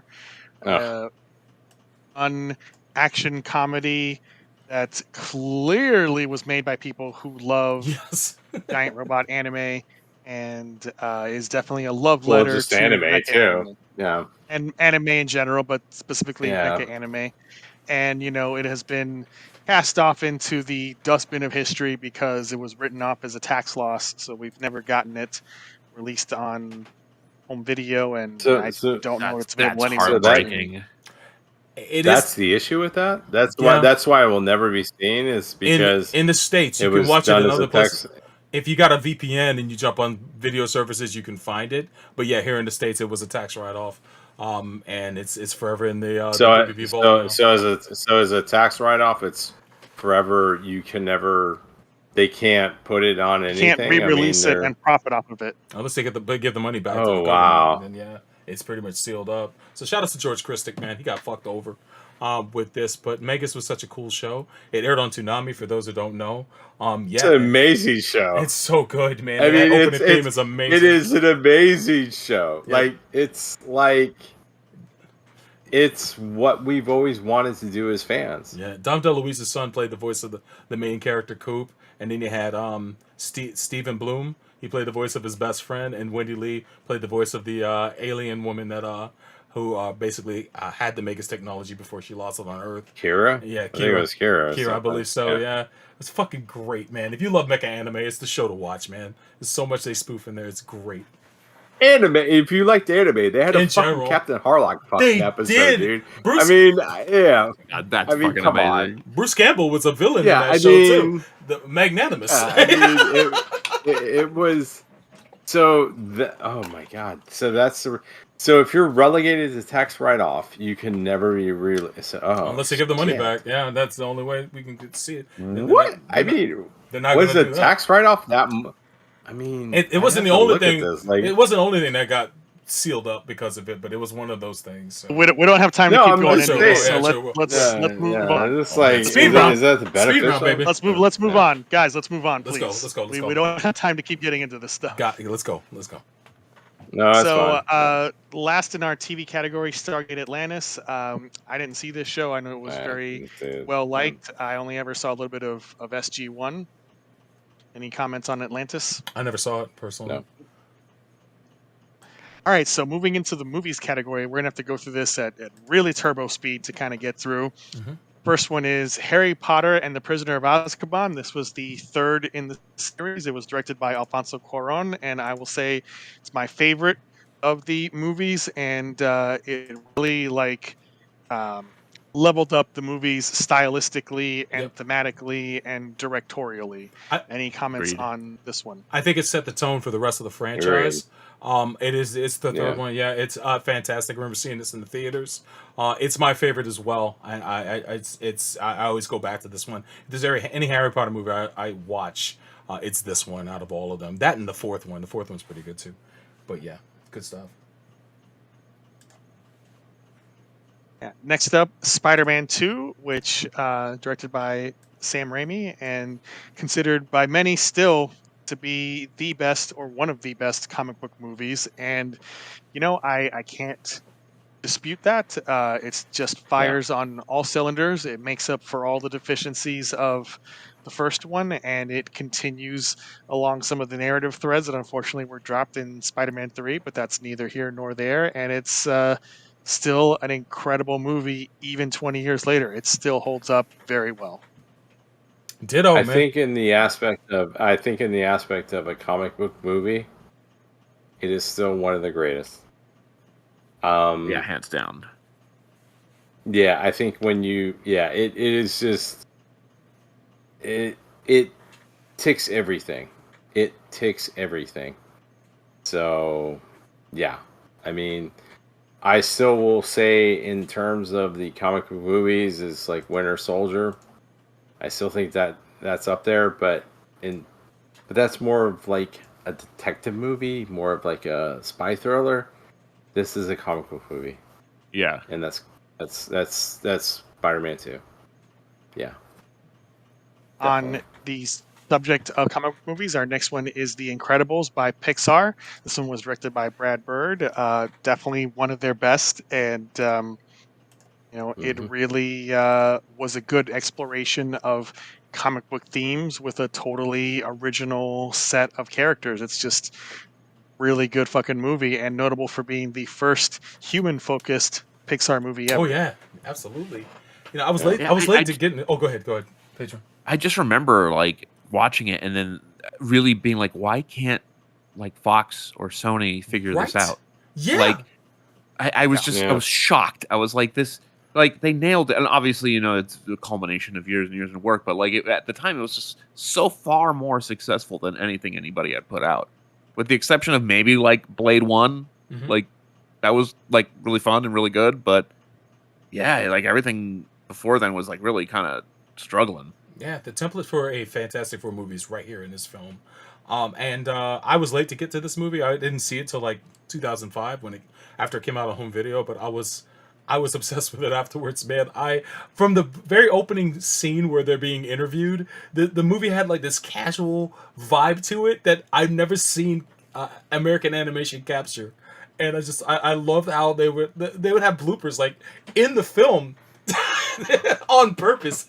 I thought it was just a slick thing they did. But yeah, it's a world that they really fleshed out, and every character in this movie sings. The best sequence though to me is the one with where Mr. Incredible is finding out what happened to all the different superheroes that were brought to that island, and seeing each one getting killed off one after the next and seeing them get wiped out. The music sequence there is one of my favorites. Michael Giacchino killed it on this movie. But yeah, it's definitely one of their best films.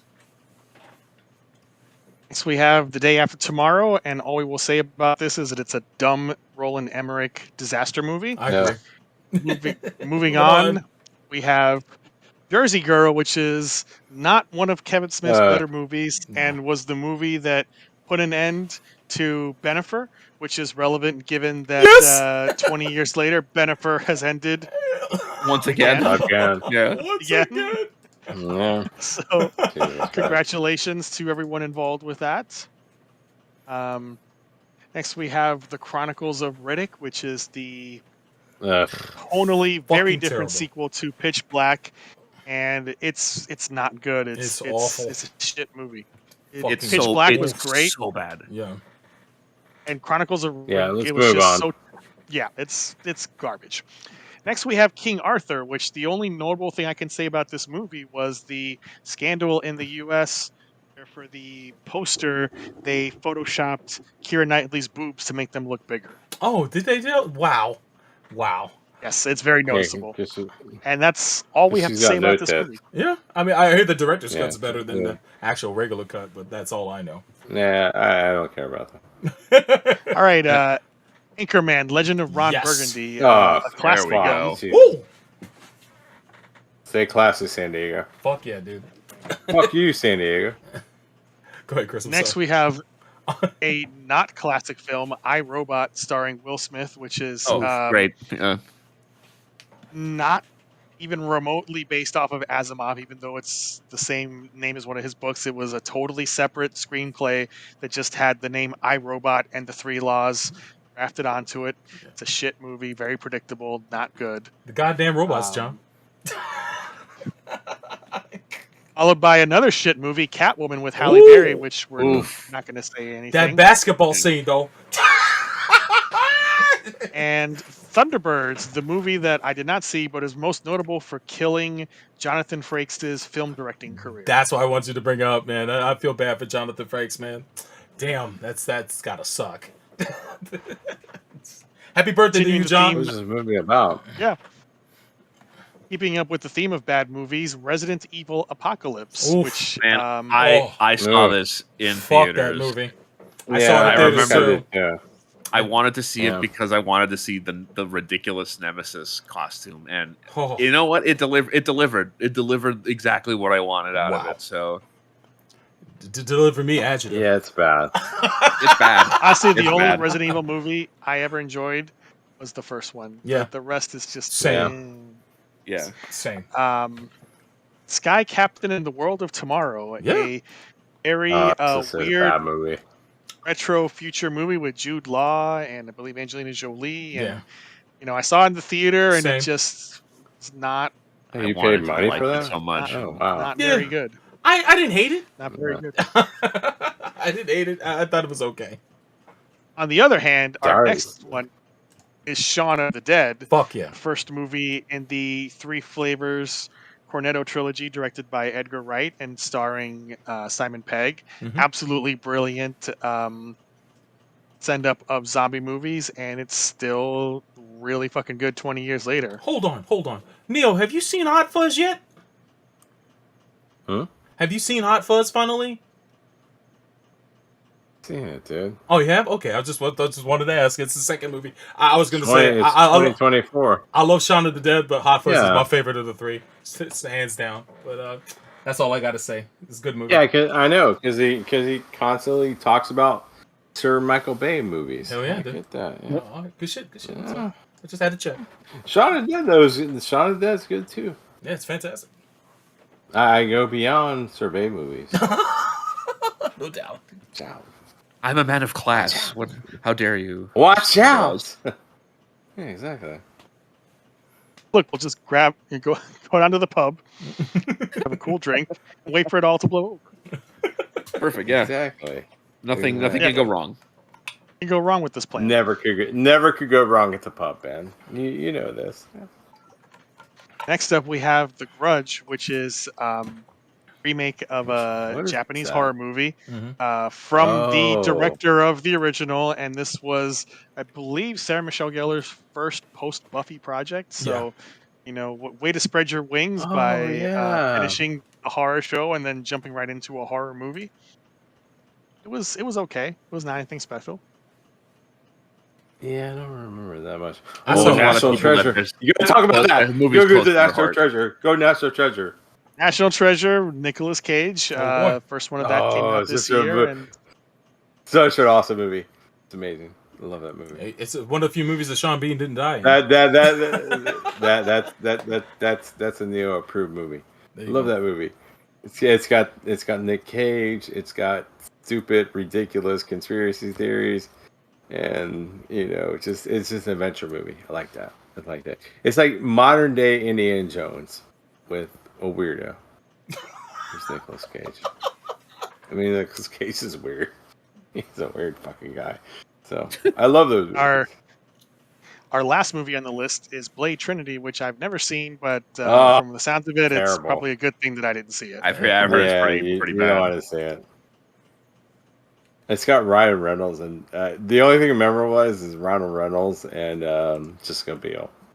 Like, it's just a bad movie. Yeah. Don't go on that. So. All right, so we're gonna beam on through with the video games category. So our first one is GTA San Andreas, which I never got around to playing this one, and it definitely had a life of its own because of the absolutely ridiculous moral panic over hot coffee, which was a whole This is the one with hot of coffee. nothing. Yeah. Yes. This is the hot Yes, it is. coffee Yeah. game, yes. Oh yeah, I remember that was a big deal. And then like a Nothing. couple years later, they had no problem with God of War when he's like taking like 4 women to bed with him. He's like, "You're gonna come with me." And mind you, hot coffee was like you had to mod the You had game to, like, do access a- this. Yeah. No, So- you had to do. Well, you didn't have to mod it. You had to like there was a button Game sequence Shark. that you had. Yeah, Game Shark. Yeah, there's a button sequence you had to do it. Yeah, you had to. It was. I it was played not- GTA San Andreas. It's not it's GTA, so you can just murk people and stuff like that, and it was cool. But yeah, I mean, I think the Do you know that you can kill prostitutes and then get your money back? What will the children think of this? well, they're not there, so it doesn't matter. I mean, I'm a criminal, but yeah, I remember the whole thing was like hot coffee. I went there, I was like, This is it. I was like, really? Okay. So Oh, I actually felt, yeah, it's just, I mean, it's part of the whole thing of GTA. I mean, GTA is GTA. It's always the same fucking thing. Just kill It also people gave us and that shitty lawyer who was trying to oh shut yeah, down video games. What's his name? Oh Jack. yeah, Jack. What? yeah. I forget his last name. I want to say Kevorkian, but that's definitely not him. No, it's Jack Thompson. Jack Thompson. There you go. That piece of shit. Jack Thompson, Oof. piece of shit. He was out of he was out of Florida too, wasn't he? Yes, yes, he was. Yeah. Fuck yeah. that guy. Representing the Florida man contingent. Yeah, Florida man. Florida man thinks election's stolen. Fuck you. People say fuck you. So. Next up, we have Halo 2, which is a landmark game and game that pissed a lot of people off at the time by ending on a cliffhanger, but that was kind of a result of its fucked production schedule that involved major crunch and tossing of lots of planned features, but it still turned out really good, and it gave us Keith David as the Arbiter, as an alternate player character to expand the narrative beyond Master Chief, and I think it's a great game, even though it ends rather abruptly. Any comments on Halo 2? Hey, all I know is it ended on a cliffhanger, just like the television show that we'll never get resolution to. So there you go. I remember that day when it came out, the world stopped for a lot of people I know. I could care less. I don't play FPSs, but I just remember how big a deal it was when it came out. Yeah, but now you know what it feels like watching the TV show. Oh yeah, absolutely. Oh my god. Yeah, fuck you, CBS. Fuck you, Sherry Redstone. Fuck you, Oracle Nepo baby son buying this shit. Fuck you, all of you. Assholes. Done. Whatever the fuck, I don't know. Feel it, bring it out. Ellison, fucking some asshole. Like, yeah. Anyway, I'm going to group the next three together in the interest of time, and that is because they are all Metal Gear games. Yay. We have Metal Gear Solid, The Twin Snakes, which was the GameCube exclusive remake of the first Metal Gear Solid that was commissioned by Nintendo and was made by Silicon Knights. It's a fun remake. It definitely is prettier than the PlayStation original, but the PlayStation original has the better soundtrack. Yep. Yeah. Metal Gear Solid 3 Snake Eater on PS2. What a thrill. Mm-hmm. We're getting a remake of this, by the way. Yep. Yeah. It is being remade, and I'm not eager for that remake. I'll have to wait and see how that turns out, because I do not trust modern Konami. Yeah, absolutely. Yeah. Just buy the MGS collection that came out and just play that version of it. That's why don't you trust modern Konami? I could go talk to them. This Metal Gear has that could be five. They're not that far away. They're in Redondo Beach. I know exactly where that I see that building all the time. So this Metal Gear has. Well, go ahead. If anybody wants to know why you shouldn't trust modern Konami, just go watch any video by James Stephanie Sterling, and let's give a healthy fuck you, Konami. Indeed. By the way, this Metal Gear has my favorite boss of all Metal Gear, and that of course is Boss. My favorite boss is Boss. I think she is the fucking coolest, man. I love her so much. That is a great battle. Yeah, it really is. Good stuff. And then last is Metal Gear Acid, which was a card-based game and a launch title for the PSP, and I never played this one, and honestly, the only thing I remember about it was a magazine ad where the tagline was "All new gear for your all new gear." Indeed. It's awful. It caught my attention, and I remembered it 20 years later, so is it really awful? Hey, I guess, it's stuck with you. You got a point. Couple of other things grouped together: Armored Core Formula Front, Nexus, and Ninebreaker. I have not played any of these, so I cannot comment on them. Anybody on Armored Core? They're too difficult for me to deal with. I can't ever get out of the hangar with Armor Core. It makes me do too much stuff. I'm like, zoning out. Speaking of technical games, we have Ace Combat 5, The Unsung War. I cannot comment on this one either. I can't either. Nah, I can't do that. It's beloved though. It's got a fervent fan base. So shout outs to them. Shout outs to my boy Show. Loves these games. Next game, not beloved, the original Killzone on PS2, which was so heavily hyped as a Halo killer. And anytime that anything is dubbed as a blank killer, it never ever is. And this first Killzone was not that good, but credit to was it Guerrilla? They really turned it around with Killzone 2 and 3 on the PS3. Yeah, very solid games. Killzone 2 so good, and it definitely is the game that Killzone 1 should have been. So don't bother with it. I would agree with Mecha-san in the chat. It needs a remake. Next up, we have Ratchet and Clank Up Your Arsenal and Jak 3. These are two Sony platformers. I love these. The first one by Insomniac, the second by Naughty Dog. Jak 3 was a really fun game, and unfortunately was the end of the Jak series. They did have the racing spin-off Jak X, but they moved on to other things like Uncharted and Last of Us, and I kind of wish that at some point they would go back and do some more Jak. But at least we still get more Ratchet and Clank. So yeah, anybody want to comment on these two games? I didn't get to play them. So if anything, it was I didn't own the PS2, so I missed out on a lot of these games that came out for the system back then. Well, they've been remastered and are available digitally. The Jak series is available digitally on PS4 and 5. Oh man, okay, right on. Yeah. I didn't even play my first Jak. I've never played a Jak and Daxter. I only played Ratchet and Clank. Yeah. During lockdown, I played like the free version that they just gave away during one of the E3s, and I really, really enjoyed it. Nice. All right. Next, we have another pairing, Metroid Prime 2 Echoes on the GameCube and Metroid Zero Mission on the Game Boy Advance. The first one was the sequel to Metroid Prime and had light and dark world concepts mixing, and I remember not playing this game and struggling through it at times. I didn't enjoy it as much as the first Metroid Prime, but that's such a high standard to compare it to.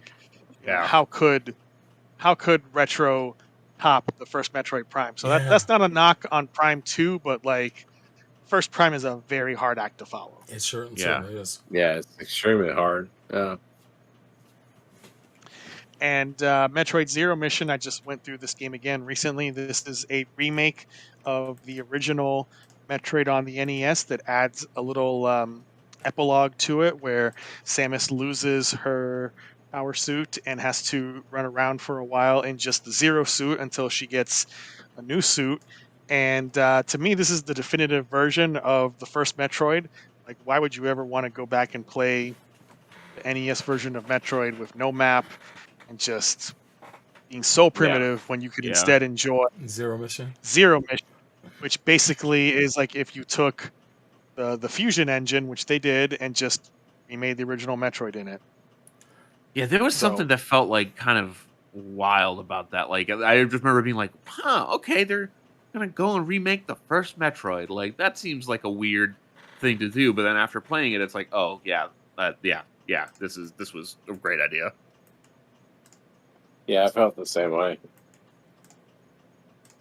Next, we have Gundam versus Zeta Gundam. This is an entry in the Versus series when they were still made by Capcom. As the name implies, you have campaigns of MSG and Zeta and lots of weird what-if scenarios like Camille joining the Titans. And it's just a fun game, as you would expect from the Versus series, and that's all I got to say about it. Yo, Mecha-san, I still got my copy too, man. I'm sitting on the PS2 version. I didn't own the PS2, but my wife had one, so I went up and bought the game after we got together, and we played through it a lot, man. I love this game so much, especially the mode where you can go into the different timelines and make different choices to to have certain characters survive and live on from the 1 year war onward. It's a fantastic game, man. I love the single player campaign in it more than I do any competitive aspect. I think the Versus series later on is much better controls wise, but this is a really good game, especially if you're a Zeta Gundam fan. Yeah, I would have to say that the whole what if thing on it is cool. Yeah.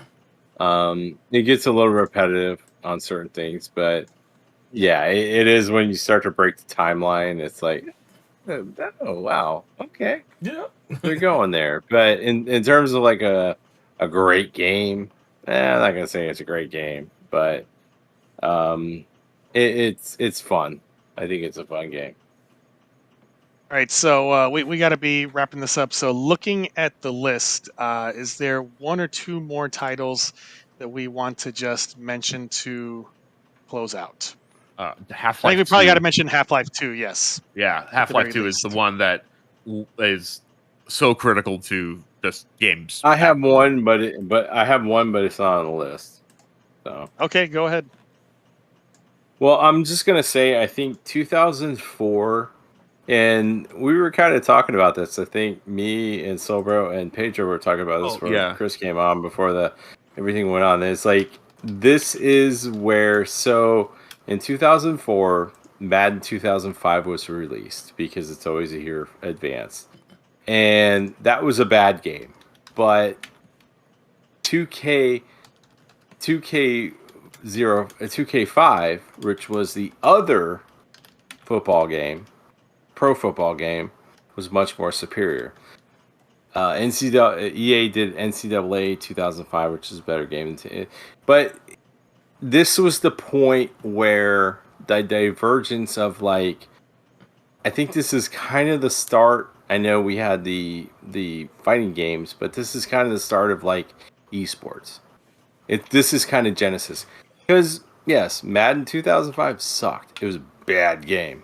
But the fact of what 2K05 was, they had to have a good game, and so the following year they did better things, and there was competition and things like that. So because it was also, I think it was 1999. I think at that point, Madden was 2005. I think there was still $49 at that point, whatever it was. But I think this is where you start getting the thing on the competitive gaming thing, because it always started with the sports games. It goes into the esports thing, goes into other things.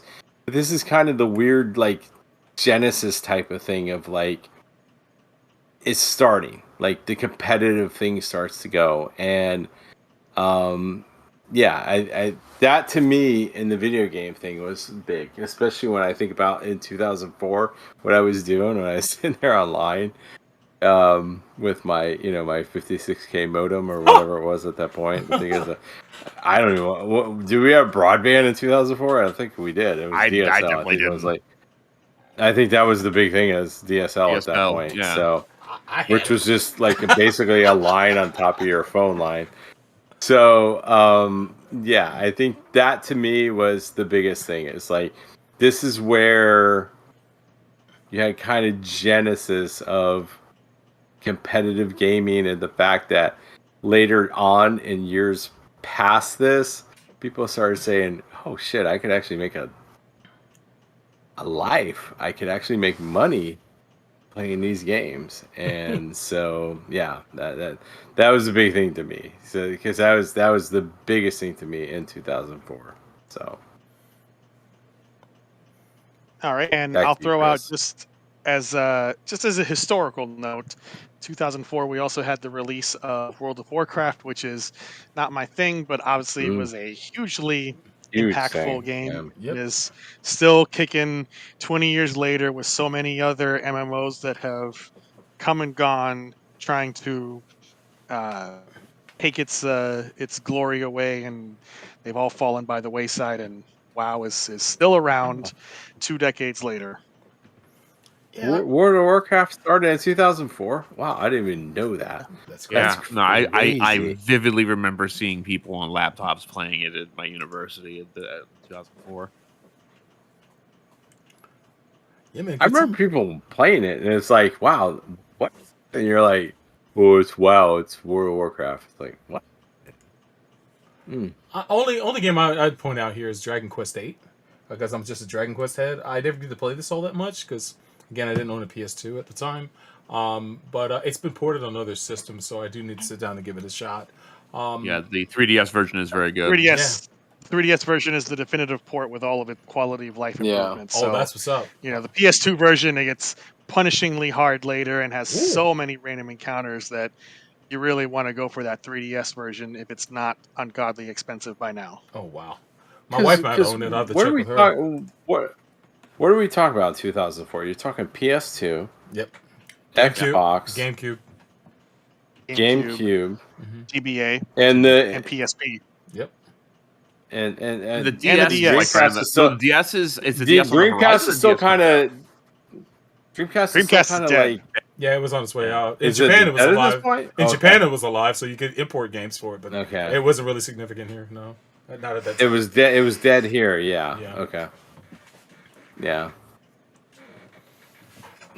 Other than that, man, I don't got much else.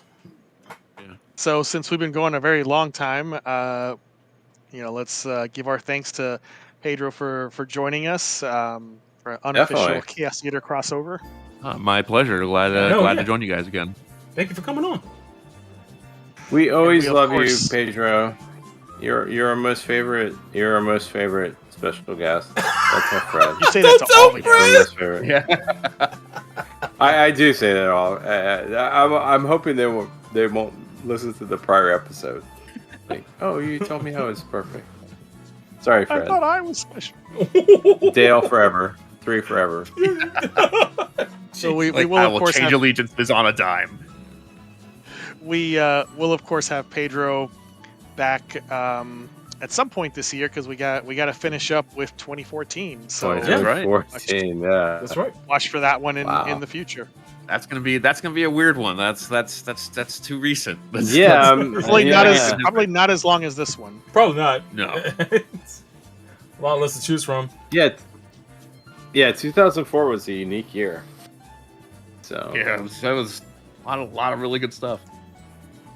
Yeah, and all these industries that we're talking about, whether it's anime, American film, video games, like they have all changed so much from 2004 to now that, like, in many ways they're unrecognizable.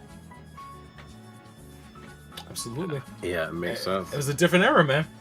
But if anything, it's still a good year, man. A lot of notable things came out in 2004, even more so than I remember. So it's nice to revisit. Yeah, because this list got a lot longer than I thought it was going to be.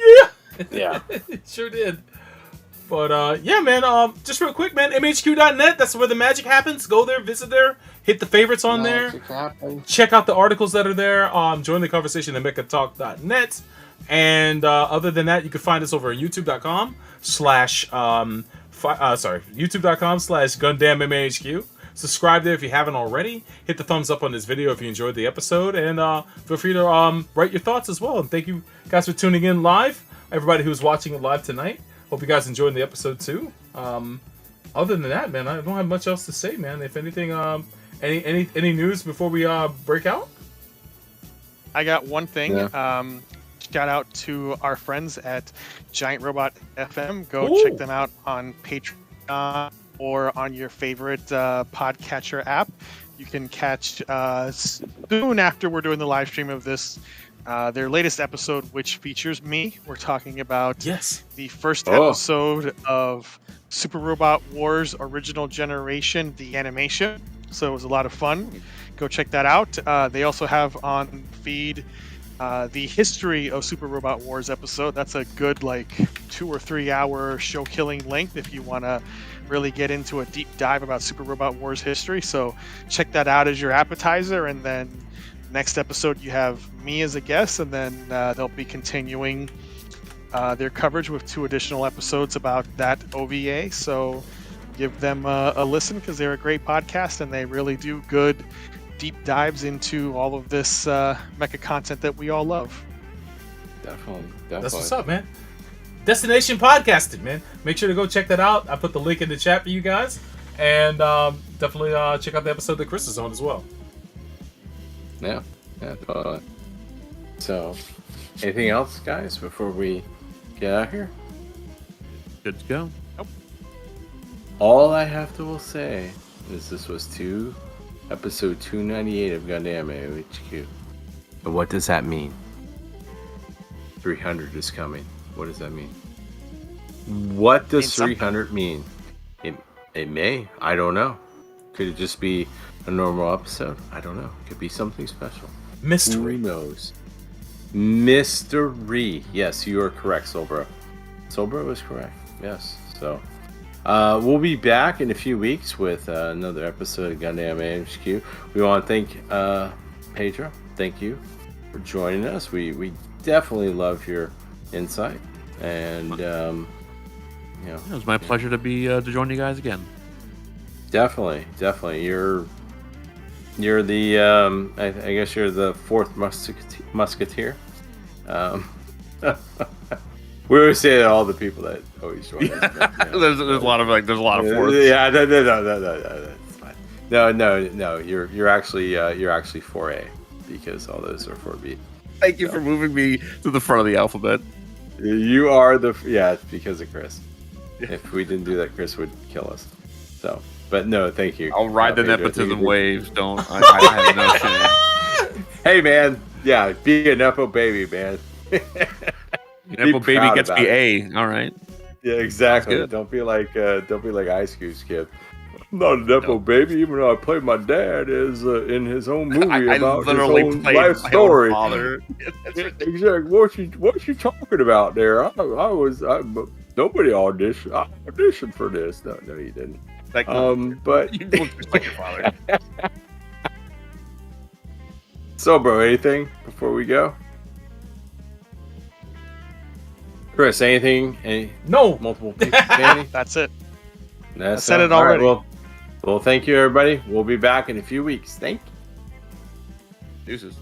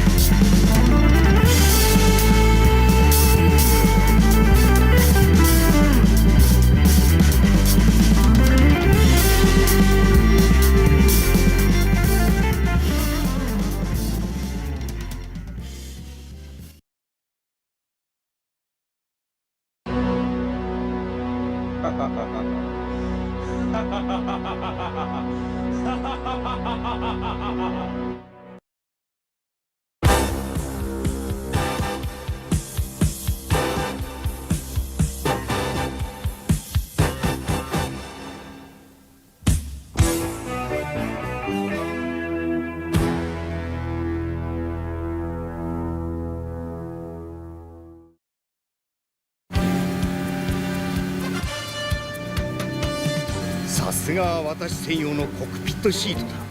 見事に私を支えてくれる。大佐、敵がそこまで。急いで。分かっている。1.2 リッター直噴ターボとはな。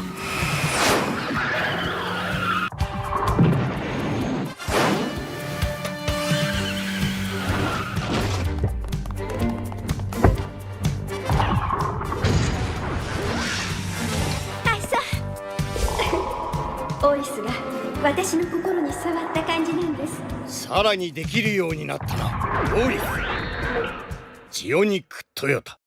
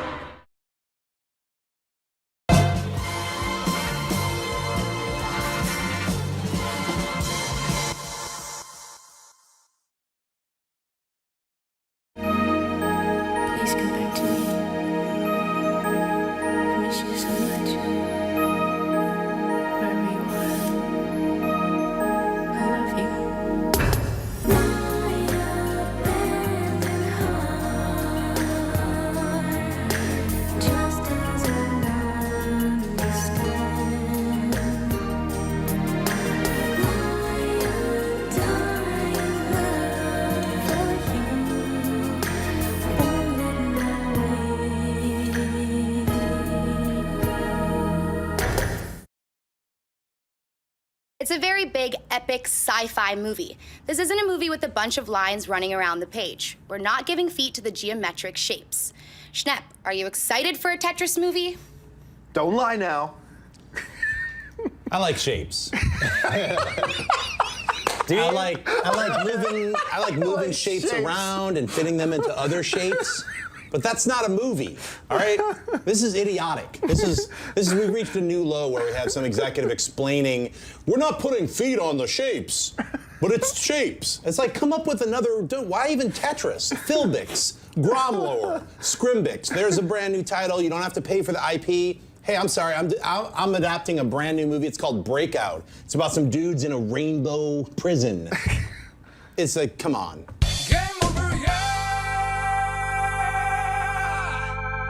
Dennis, they're not putting feet on the shapes.